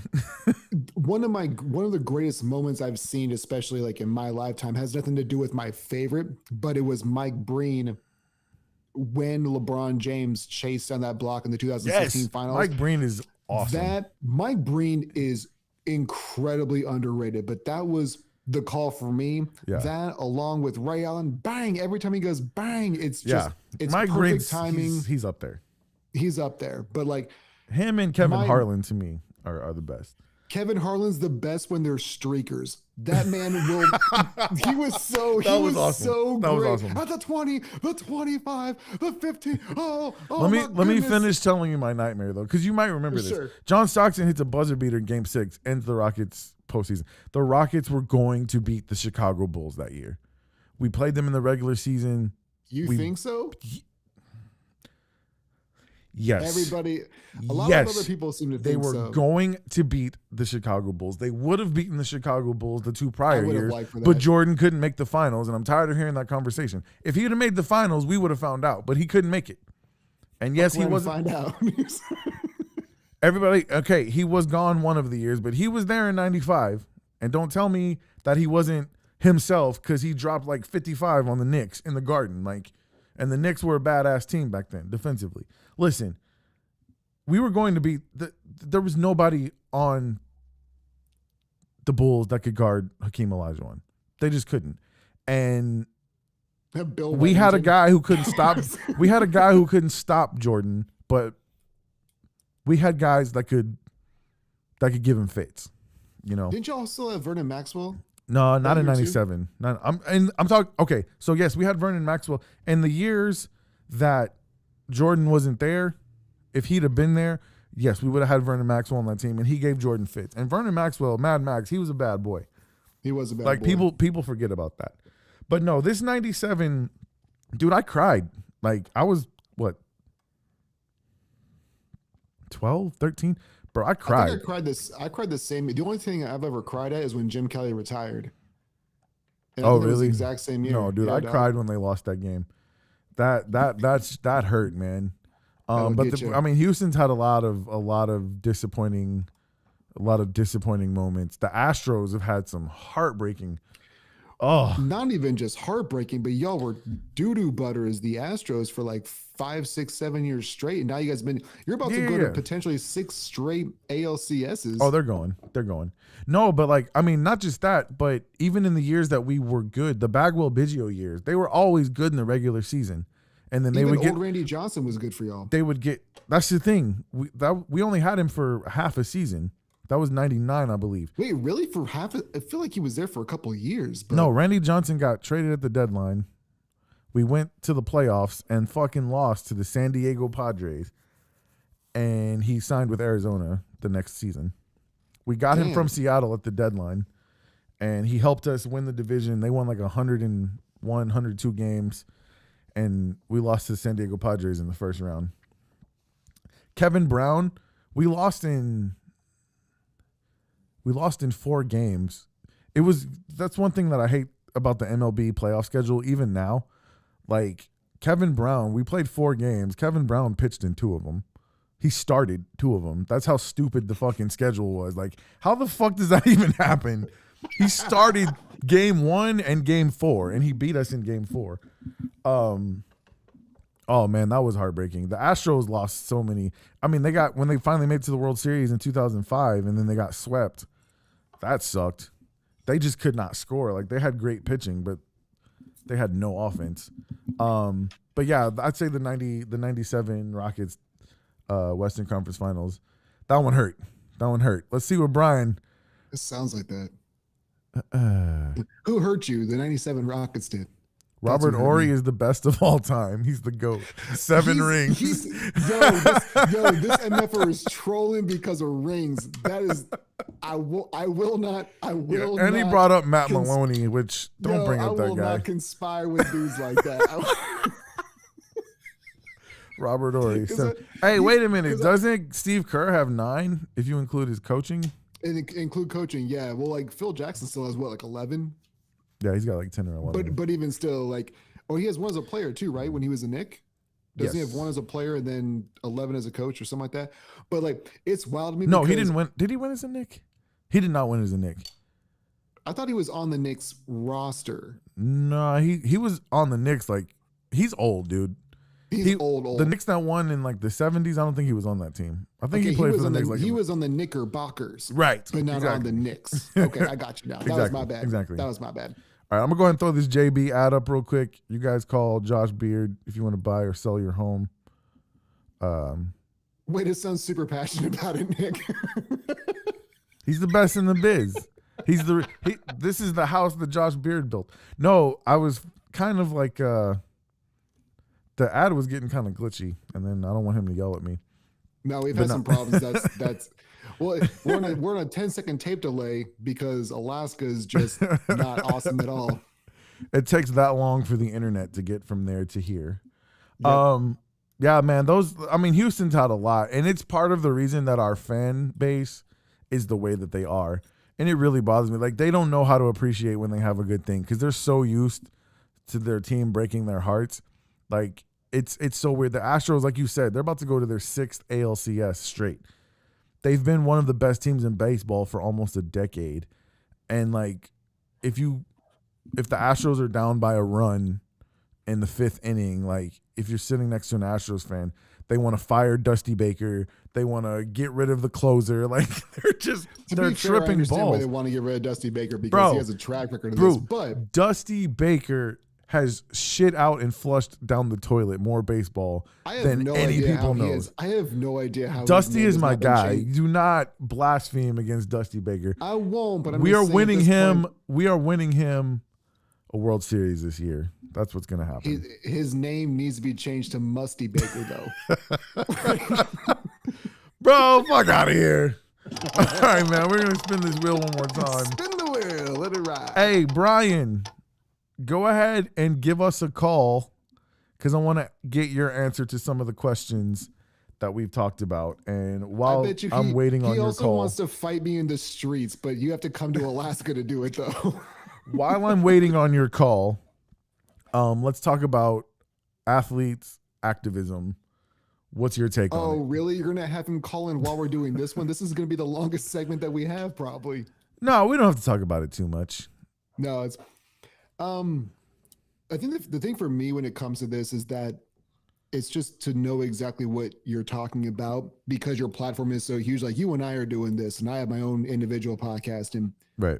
It's not quite on the same scope, and we are giving opinions, and it's important to know that they are just opinions.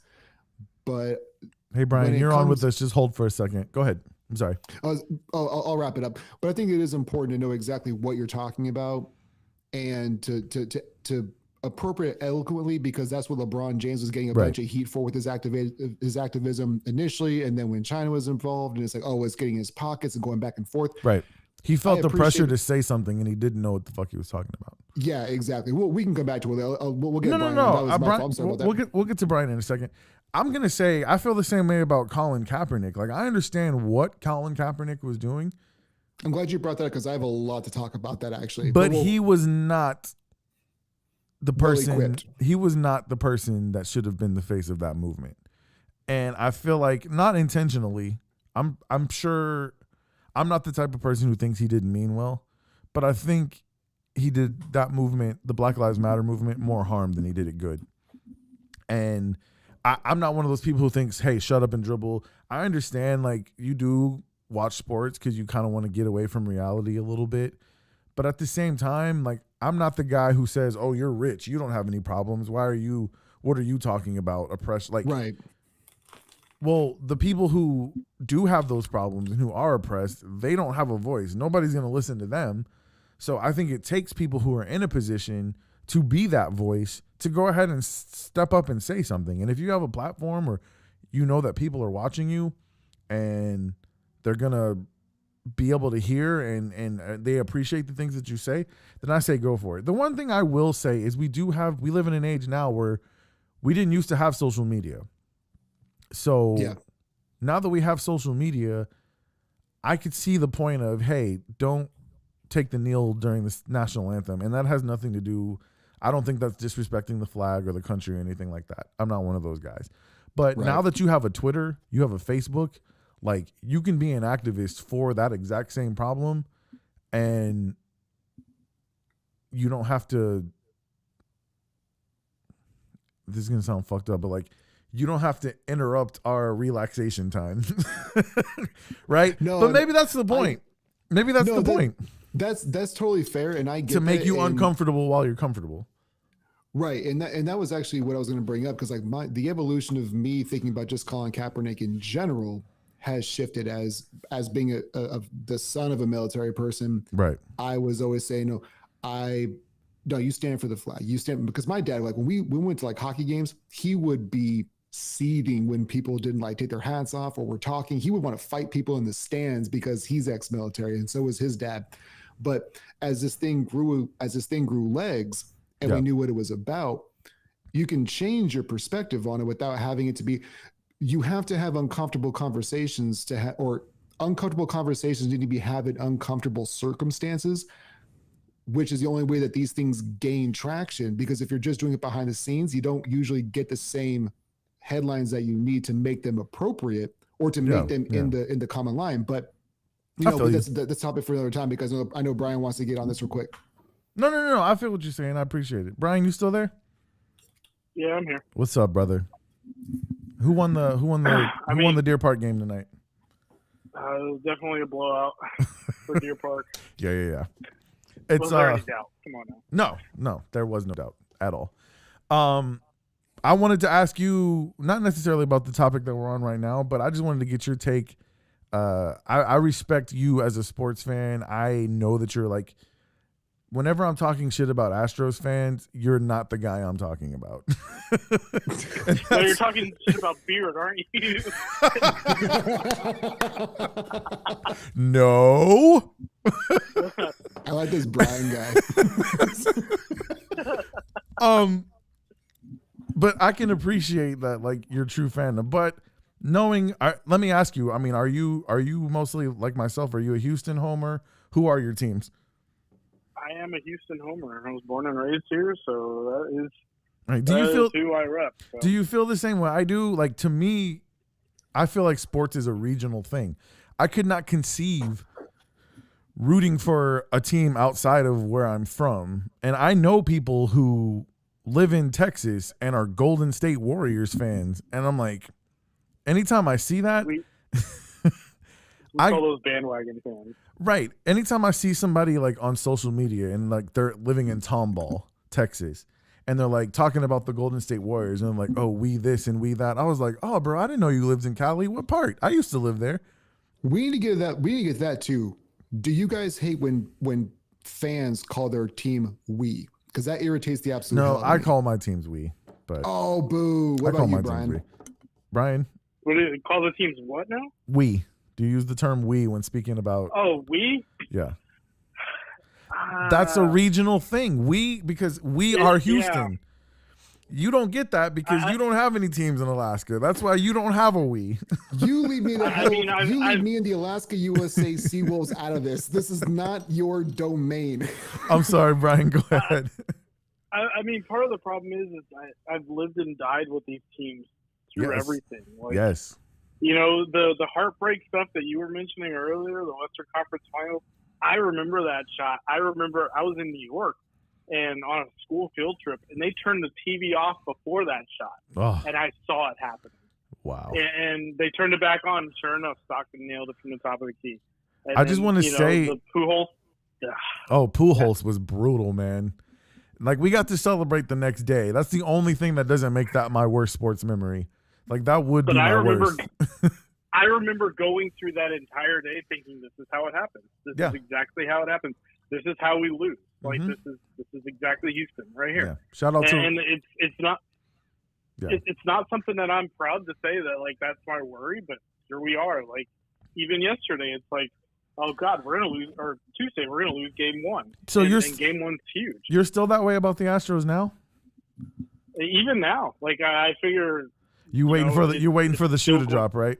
Yo, I'm that waiting PTSD is strong, even after a World Series. Let me tell you what changed that for me for the Astros. The last time the Astros lost and it just really broke me, I don't know if you remember in 2015 when Greg Abbott jinxed them. They were playing the Royals.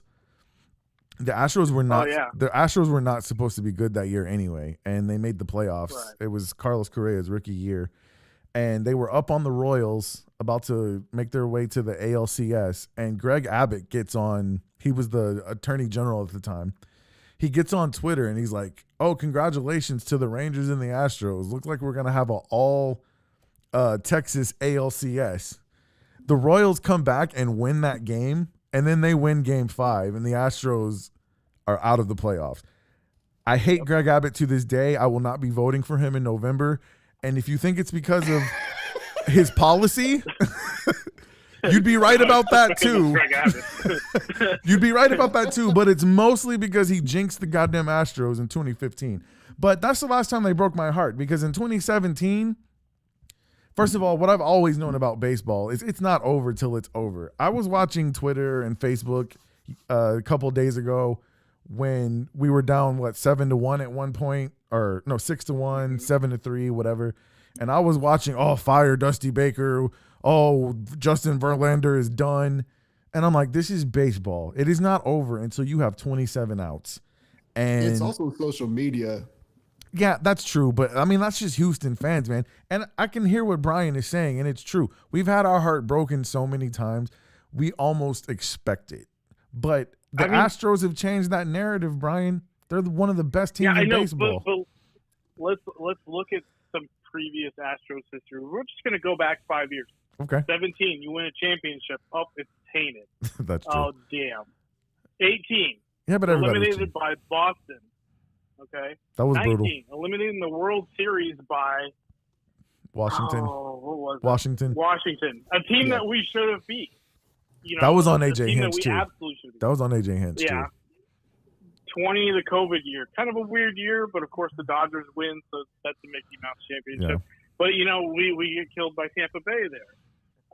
Last year, or the year that, what was the year that Will Smith came in through one pitch and off the foul pole, was Greinke having a great game, and we were in control in Game 7.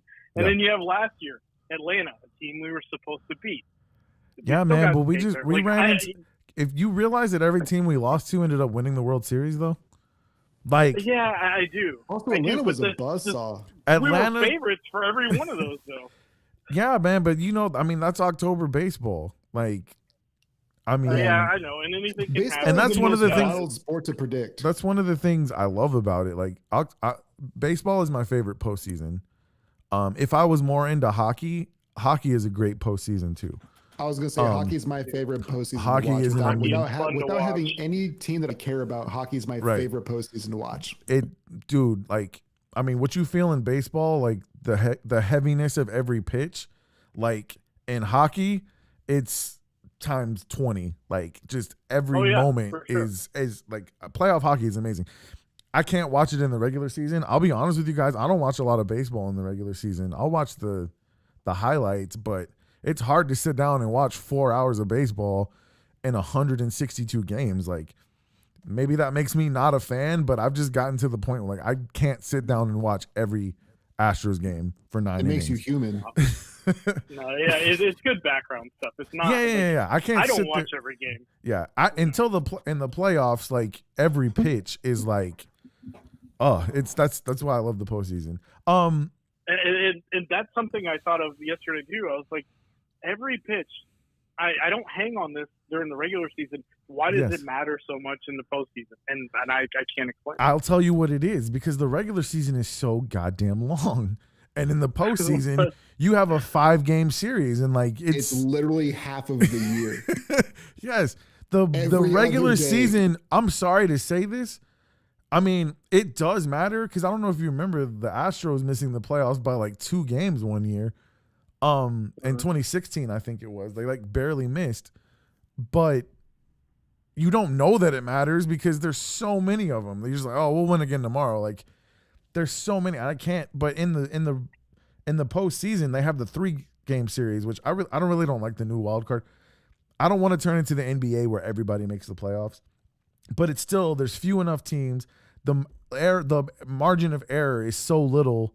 I mean, if the Astros lose game 1 a couple days ago, like this game that we played today is really important. I mean, it was important, but like with just one loss, you know, we're one Alvarez home run away from like this being the most important game of the season, you know? And I mean, that's one of the reasons that I love it. So of all those that we mentioned though, what's your number one heartbreak, Brian? I'd have to say the Pujols home run. That was still brutal. haunts me every time I see anybody rep Brad Lidge in his jersey. I'm just like, oh my god. Did it make you mad when Brad Lidge saved the world? Did it make you mad when Brad Lidge saved the World Series for the Phillies 2 years later? Yeah. Oh, it drove me without nuts. any blown save. You know, whatever. Drove dude. me Like, nuts. like I posted the clip in chat if you want to show anybody, but yeah, it's terrible. Oh, you have? It still haunts me every day. Yeah, man, it's so bad. It's so bad. What's your favorite sports memory? Oh man, I was at Game 7 against New York for the 17 championship for ALCS. I can't describe the feeling outside of just pure bliss. That series is what changed my. If anything negative that's gonna could happen, will happen to the Astros. That series changed it for me because they lost every game in New York, and everybody was off that bandwagon. Everybody, oh, here's the Astros again, and that series and the World Series, the resilience they showed there, like that. To me, when I watch a game, I'm expecting them to win, and when they do lose, like I can just tip my hat to the other team. I don't know. I mean, I was just as nervous as everybody else, but I don't panic when they're not playing well because it's baseball, man.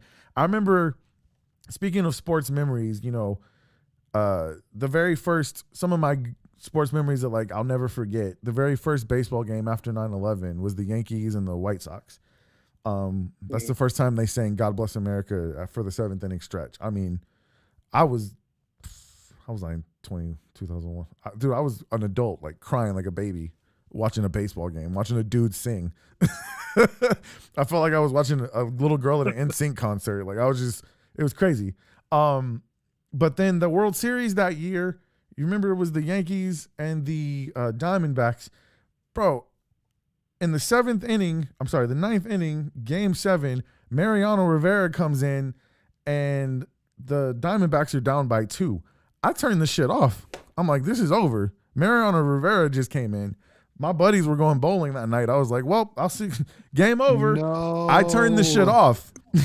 Oh, the Gonzalez. Yes. Shot of Smith. Bro, Yeah. I turned it off and I went to the bowling alley. When I showed up to the bowling alley, they had it on all the TVs there. I'm watching Arizona celebrate. And I was like, wait a minute, what? And the time that it took me to drive from my house to the bowling alley was when they rallied and Gonzalez got that hit that won the game. I was like, that's what told me then, like, baseball, until that last out is there, it's never over, you know? And I know the win probability and all, but look, the Astros just won a game that they had 99% probability of losing. One swing of the bat, it was done. So that's cool. What do you think about the Texans right now, Brian? I'm gonna let you go after that. The Texans? Yeah. Okay, call me in about 5 years. Makes me really wish. That was such a great response. Like, I really miss the Matt Schaub era. Right? All of a sudden. Dude, I was you know, your Facebook memories pop up, and sometimes there's like really cringy shit that comes in there, and you're like, I was such a fucking idiot. But I remember I got a memory from not that long ago, and it says if you have an HD TV, you can see Matt Schaub's vagina. Never in my life would I think like I really miss that guy. We can get a pick Dick 6 right here. That was a heartbreaking year too. What was that? That was like 2009. 2012? It's 12 or 11? He had like 7 pick sixes. It was brutal. Oh no, I'm talking about the year he got hurt and we had to have TJ Yates try to beat the Ravens for us. That was Ugh, yikes.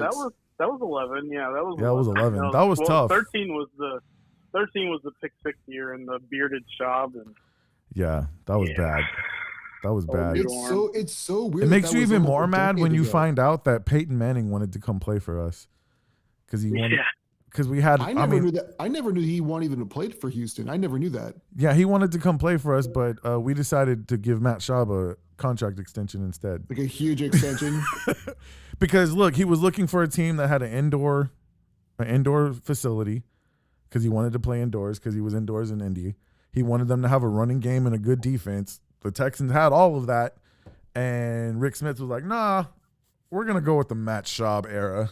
That's what we're gonna He's like, do." all right, cool. Then I'll go to Houston where So it's he- really tough, or I'll go to Denver. Where Yeah, it's he really goes tough to Denver and wins 2 Super Bowls. But I mean, he was a big part. He was a big part of the first He won one. one in Denver, but he put up bonkers numbers, and then he was like the worst starting QB to ever win a Super Bowl in his last year. God, that was such a dreadful year for him. Oh, that's right. They lost their first year. Yeah, they got smoked by They Seattle. got smoked by Seattle, and then he won with against Kubiak. Carolina. That's right. Okay. Gosh, man, this has been a fun conversation. These are the kind of conversations we have when we go to the sports bar, we go to the wing bar. Brian, we're gonna have to actually do that at some point, and we're gonna have to actually get you in studio, brother. But I appreciate you listening to the show. Appreciate you joining the conversation. I respect you as a sports fan, even though you're a Houston sports fan.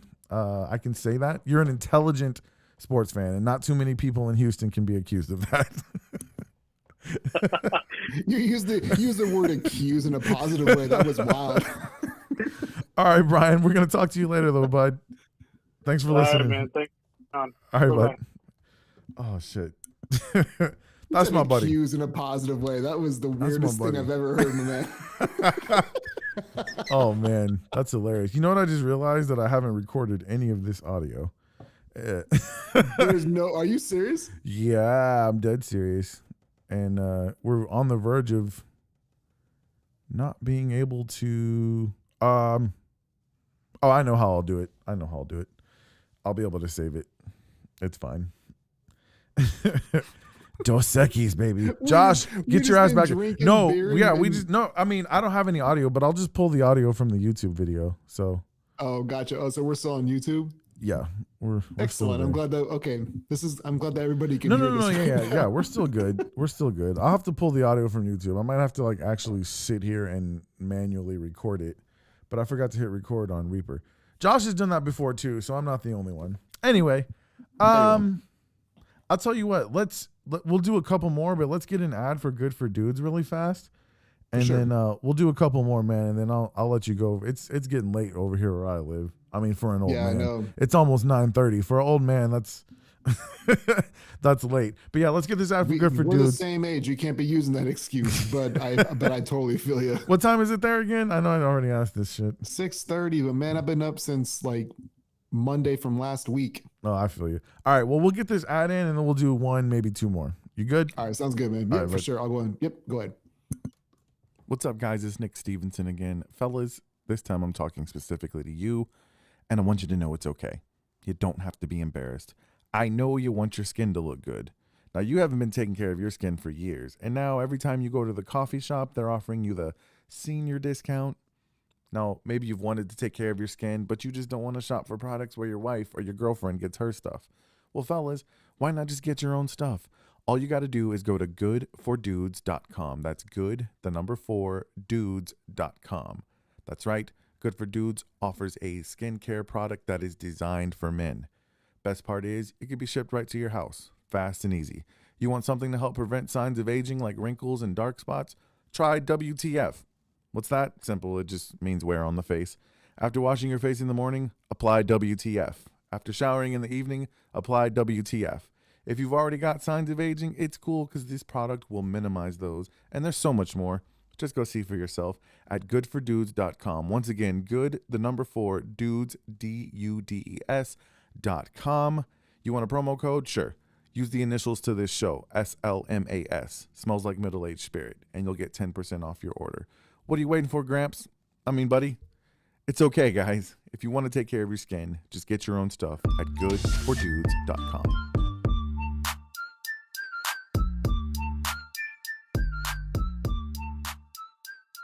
Yeah, buddy.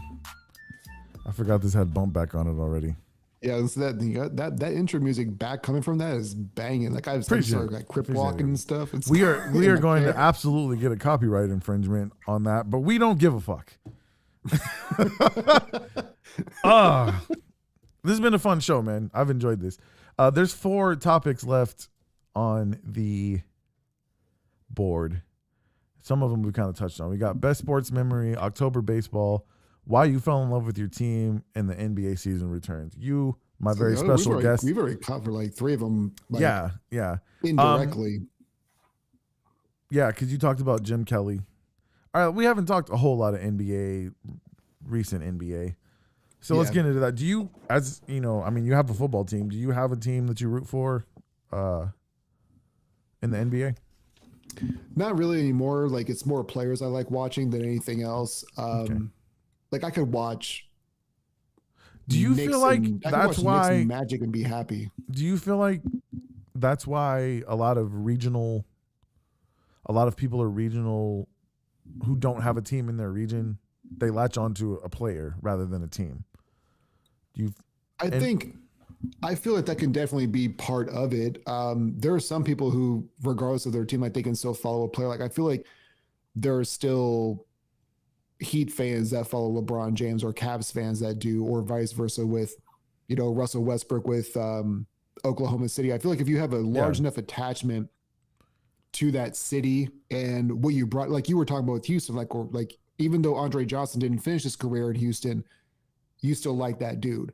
But he spent most of his time there. But I'm saying, you being somebody who doesn't have a professional sport in your region, do you find yourself latching on to players, or like with the Bills, it was Jim Kelly.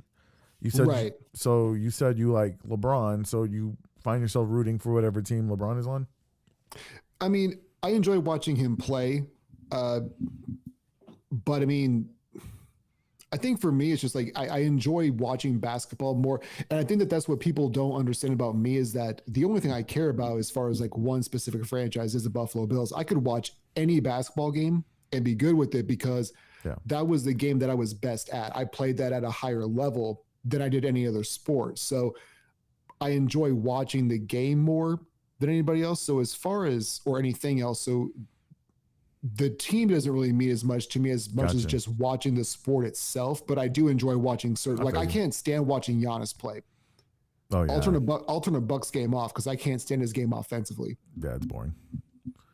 Like all he does is dunk on people. I didn't like Shaq either. Like, I mean, I like Shaq as an analyst, but I thought because I thought as a player he was hella overrated. Yeah, like I wasn't a big Shaq guy. Early, like first 2-3 years in Orlando Shaq, like that dude was a monster, and I liked watching that Shaq. But Fat Shaq in LA, I was like, nah, now you're just bullying people. This is lame. Yeah. I don't know. I guess it's because I'm from a place where we have professional sports teams. It just like I lived in California for 8 years, and I was there during the Kobe Shaq Lakers. Like, it'd have been real easy. Oh, like in the heat of it. Yes, it would have been really easy for me to be like, oh, I'm a Lakers fan now. But no, like I rode and I died with the Steve Francis, Cuttino Mobley Rockets. Oh, Stevie franchise. Those were my guy. Yeah, dude. I mean, bro, I was so excited when they got him because I wanted him in the draft, and I'm like, there's no way the Rockets are he's gonna go number 1 or number 2. Like, and the Rockets, that was right after the Scottie Pippen year. They had made the playoffs and lost to the Lakers. So I'm like, there's no way they get Steve Francis. Like, he's gonna be a number 1, number 2 pick. Turns out he's a number 2 pick. He actually went to San Jacinto College, which is down the street from where I live right now. when he was in JUCO. He went to San Jacinto, which is word? in Houston. Yeah, my daughter actually takes some high school classes there. That's where he started playing. And then that's where Maryland noticed him. Like, he was killing JUCO. Maryland noticed him. They gave him a shot, and he played, I think, 1 or 2 seasons there. And so he wanted to come back to Houston, so he wanted to play for the Rockets. So he forced that trade to the Rockets because he had already lived here. This is where he wanted to be. And I remember when I got that news, I was like, we're going to, like, Scottie Pippen went to Portland.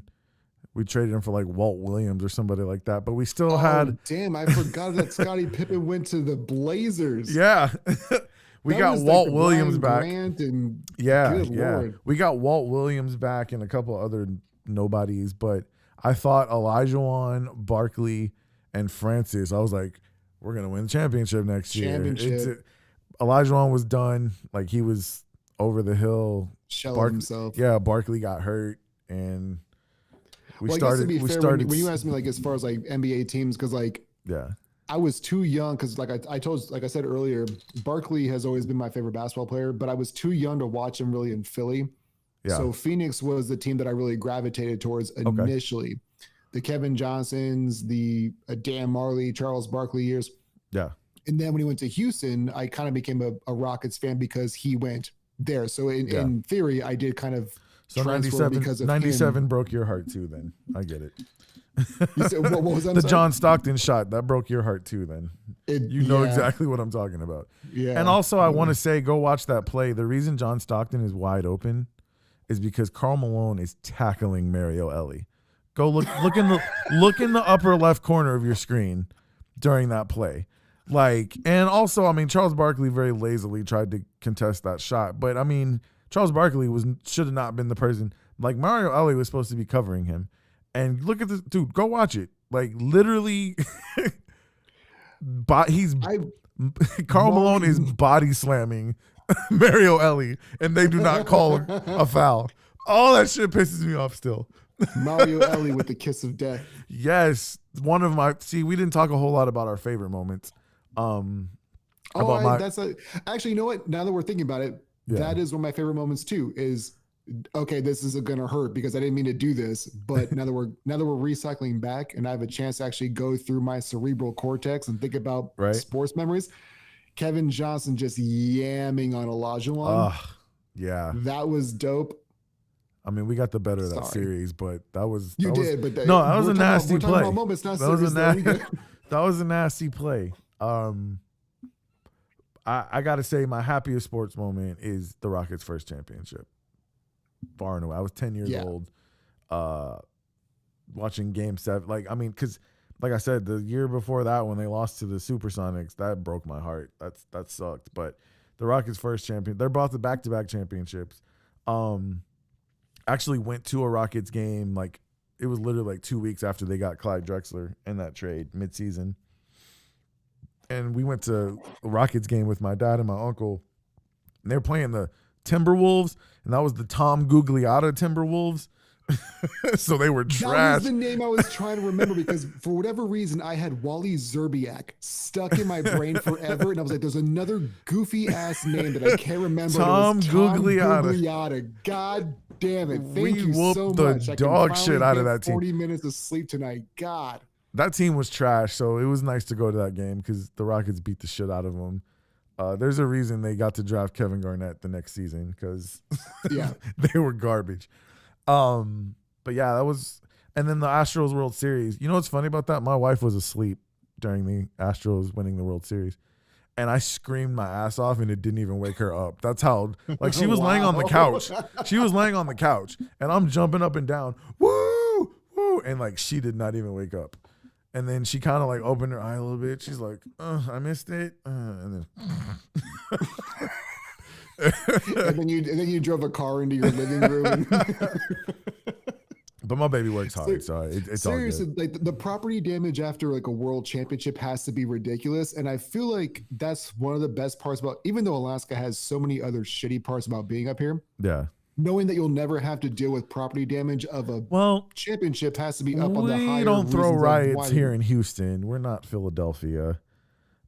Philly. Well, Philly. Oh my Philly God. will burn themselves down if the Eagles or the 76ers. The Sixers or the Phillies. Yeah. I mean, when the Well, Phillies did it win, feels like when the Flyers win, when they're like, yeah, whatever, it's hockey. And when the they've been good Eagles won for a the while. Super Bowl, didn't they like burn cars and shit? Like, Well, it's I like, feel bro, like you won. I feel like every city has done this, like especially if they haven't done Yeah, it we don't do that recently. in Like Houston. New England, when the Patriots won them year after year after year, they're just Yeah. like, yeah, we're just gonna throw sparklers. Like we've done this. We know exactly what this Yeah. feels like. We don't riot in Houston. Now, Chris Kahn tried to change that when the Astros made the World Series last year because he went to Game 7 and he got hammered, dude.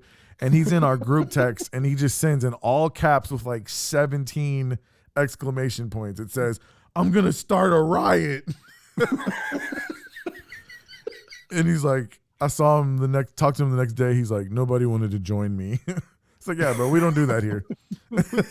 That's good for That's you guys. East because I Coast feel shit like right most there. people- Yeah. Everybody who That's knows East me and up West here, Coast there's shit. only- We don't do that in the South. Really? Because I feel like that would be something you would absolutely do in the South. No, I can't think of a time. Like, what's funny is Houston is a melting pot of different people, cultures, and Houston itself is a pretty liberal city, and then it's surrounded by a lot of conservative areas. But like when our sports teams are good, everybody loves everybody. Or when there's a hurricane. If there's a hurricane, like I've seen people come together that I know under normal circumstances. Like, when I tell you that, and that's a great thing about sports, is it does bring people together. When I tell you, like, you would see a KKK member and a black guy hugging over an Astros World Series, or if the Texans ever win the Super Bowl, because this is a football town, like Texas. Texas is a football state. If the Texans ever win the Super, we might have our first riot, bro. And me and Khan might be the ones to start it. Like we're gonna have us a riot if the Texans ever if they made it to the AFC Championship game, we'd be happy. Like Jesus Christ. All right, man. What are your Bills gonna do this year? If they won the Super Bowl, how happy would you be? Like, you gonna cry? You gonna cry? Man, I don't know because I cried when the Astros won, dude. I'm not gonna lie. I don't know. I feel like if this would have happened 6-7 years ago, crying that may have happened. I've just evolved so much as a sports fan where I don't really care as much like internally as much. Really? Where I don't. But until I'm in I the feel moment, like that really... after the Astros won, once they finally got theirs, like when they lost to the Nationals, I was like, we got one. We're good. Like if they hadn't beat LA in 2017, that would have hurt a lot more. So I feel you. Yeah. And I think that has a lot. I think that has a lot to do with it too. And that might be where I'm getting this emotional, distress from, is the fact that I've never, even when they were good, I didn't care that they were good. Right.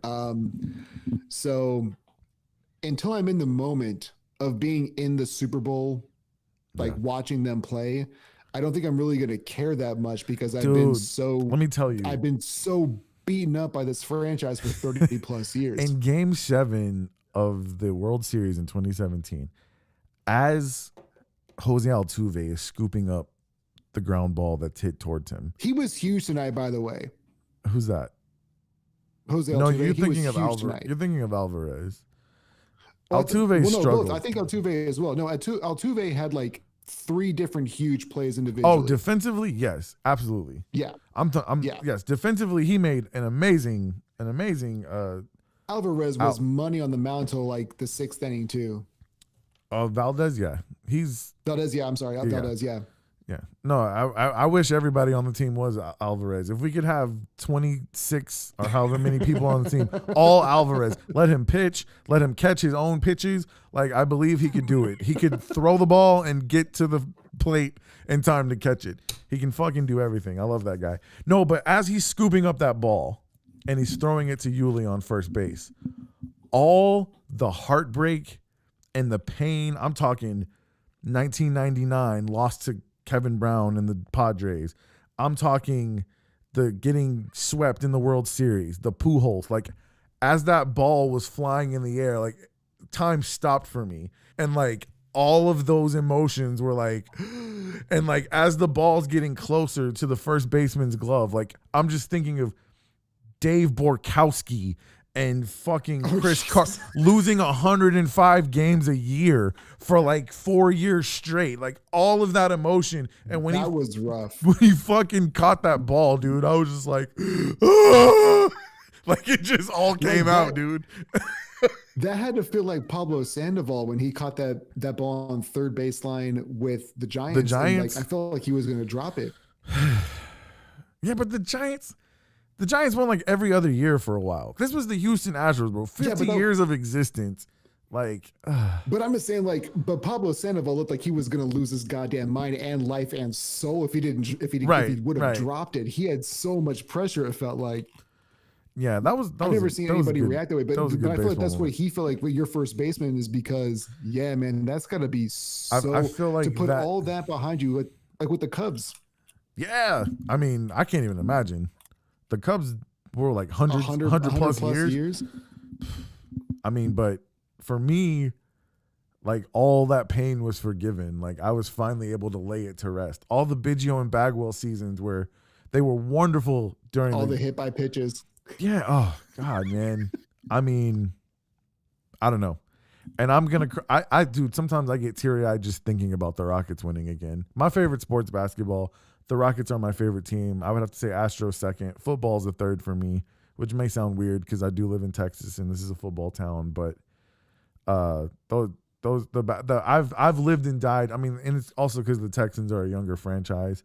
So maybe as they continue to, for the longest time they were irrelevant anyway, right? And they got to the playoffs and had some tough losses. Because they came back in 2002, 2003 is when they 2002 came back. That was another great sports moment. Okay. Their very first game, they beat the Cowboys. That was awesome. It was like 17-10. Did they win? Did they go 1-15 that year? 2-14? They won 2 games that year. 1-2. I feel bad for David. I feel bad for David Carr too, because I feel like if that wasn't like an expansion roster, that he could have. I mean, obviously, Andre Johnson can only do so much. Let me tell you from somebody who was here. David Carr Did y'all was hate a David Carr David Carr was or a did you guys very embrace him? David Carr was a very nice guy. He was a Christian. People loved him. He was not franchise quarterback. He was not Tom Brady. The word on him was nobody is. You know, what I'm saying is usually you're a franchise quarterback guy. You hear that term, first to come in, last to leave. David Carr was not that. For every writer, every coach on who was able to speak off the record, David Carr would show up, he'd do his job, and then he'd fucking go home. Like, and once he was home, that's wild to me because I feel like kids. Every single person I ever hear is just first in, last out. Whenever it comes to quarterback, whoever's reporting just says that blanket statement regardless. Right. And I'm sure not everybody is like that, but it was well documented that David Carr was not that guy. He was a family man. He wanted to spend time with his wife and his kid. I can't knock him for that. But he didn't have that like Kobe Mamba mentality, like I'm going to be great type of work ethic. Like he showed up, he did his job, he did what he was supposed to do. You know, he watched his film and then he fucking went home. Like he wasn't that. Do you think that's why people quote unquote in the gym type of guy? You know. Do you think people are thinking that way about his brother Derek? Because everybody. I don't know because I'm not in the town that covers him, so I don't know. But that's fair. It's just I hear the exact same thing about Derek as I do every other quarterback. So when you brought that up about David, that kind of threw me off because I'm like every reporter says how good the quarterback is and how much work they're putting in. Yeah. It's always the coach speaking, reporter speaking. I'm so used to hearing that I personally have become numb to it.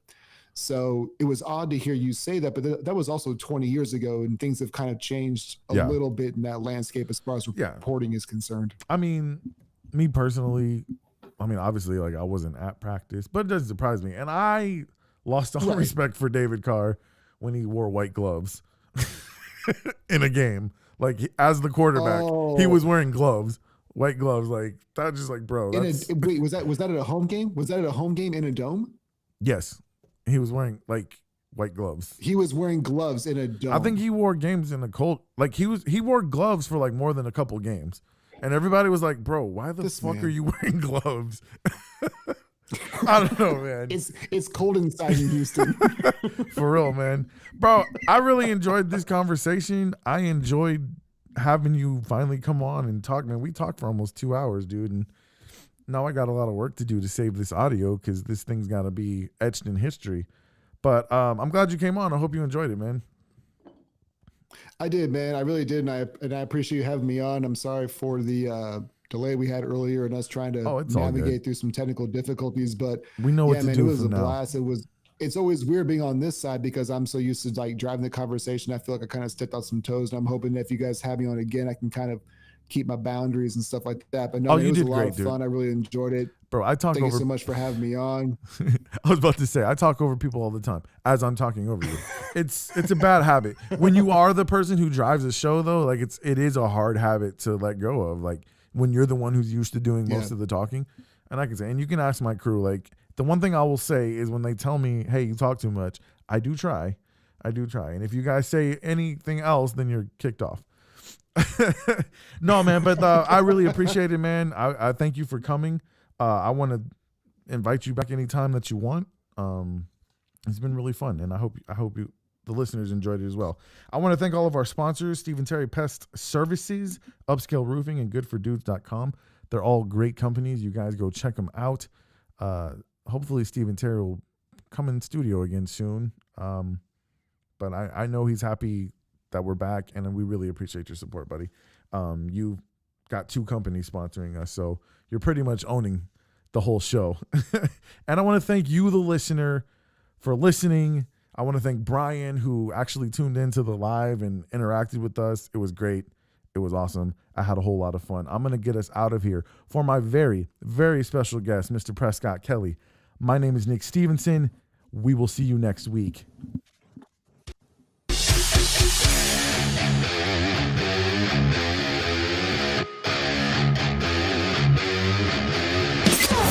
You've been listening to the Smells Like Middle-Aged Spirit podcast.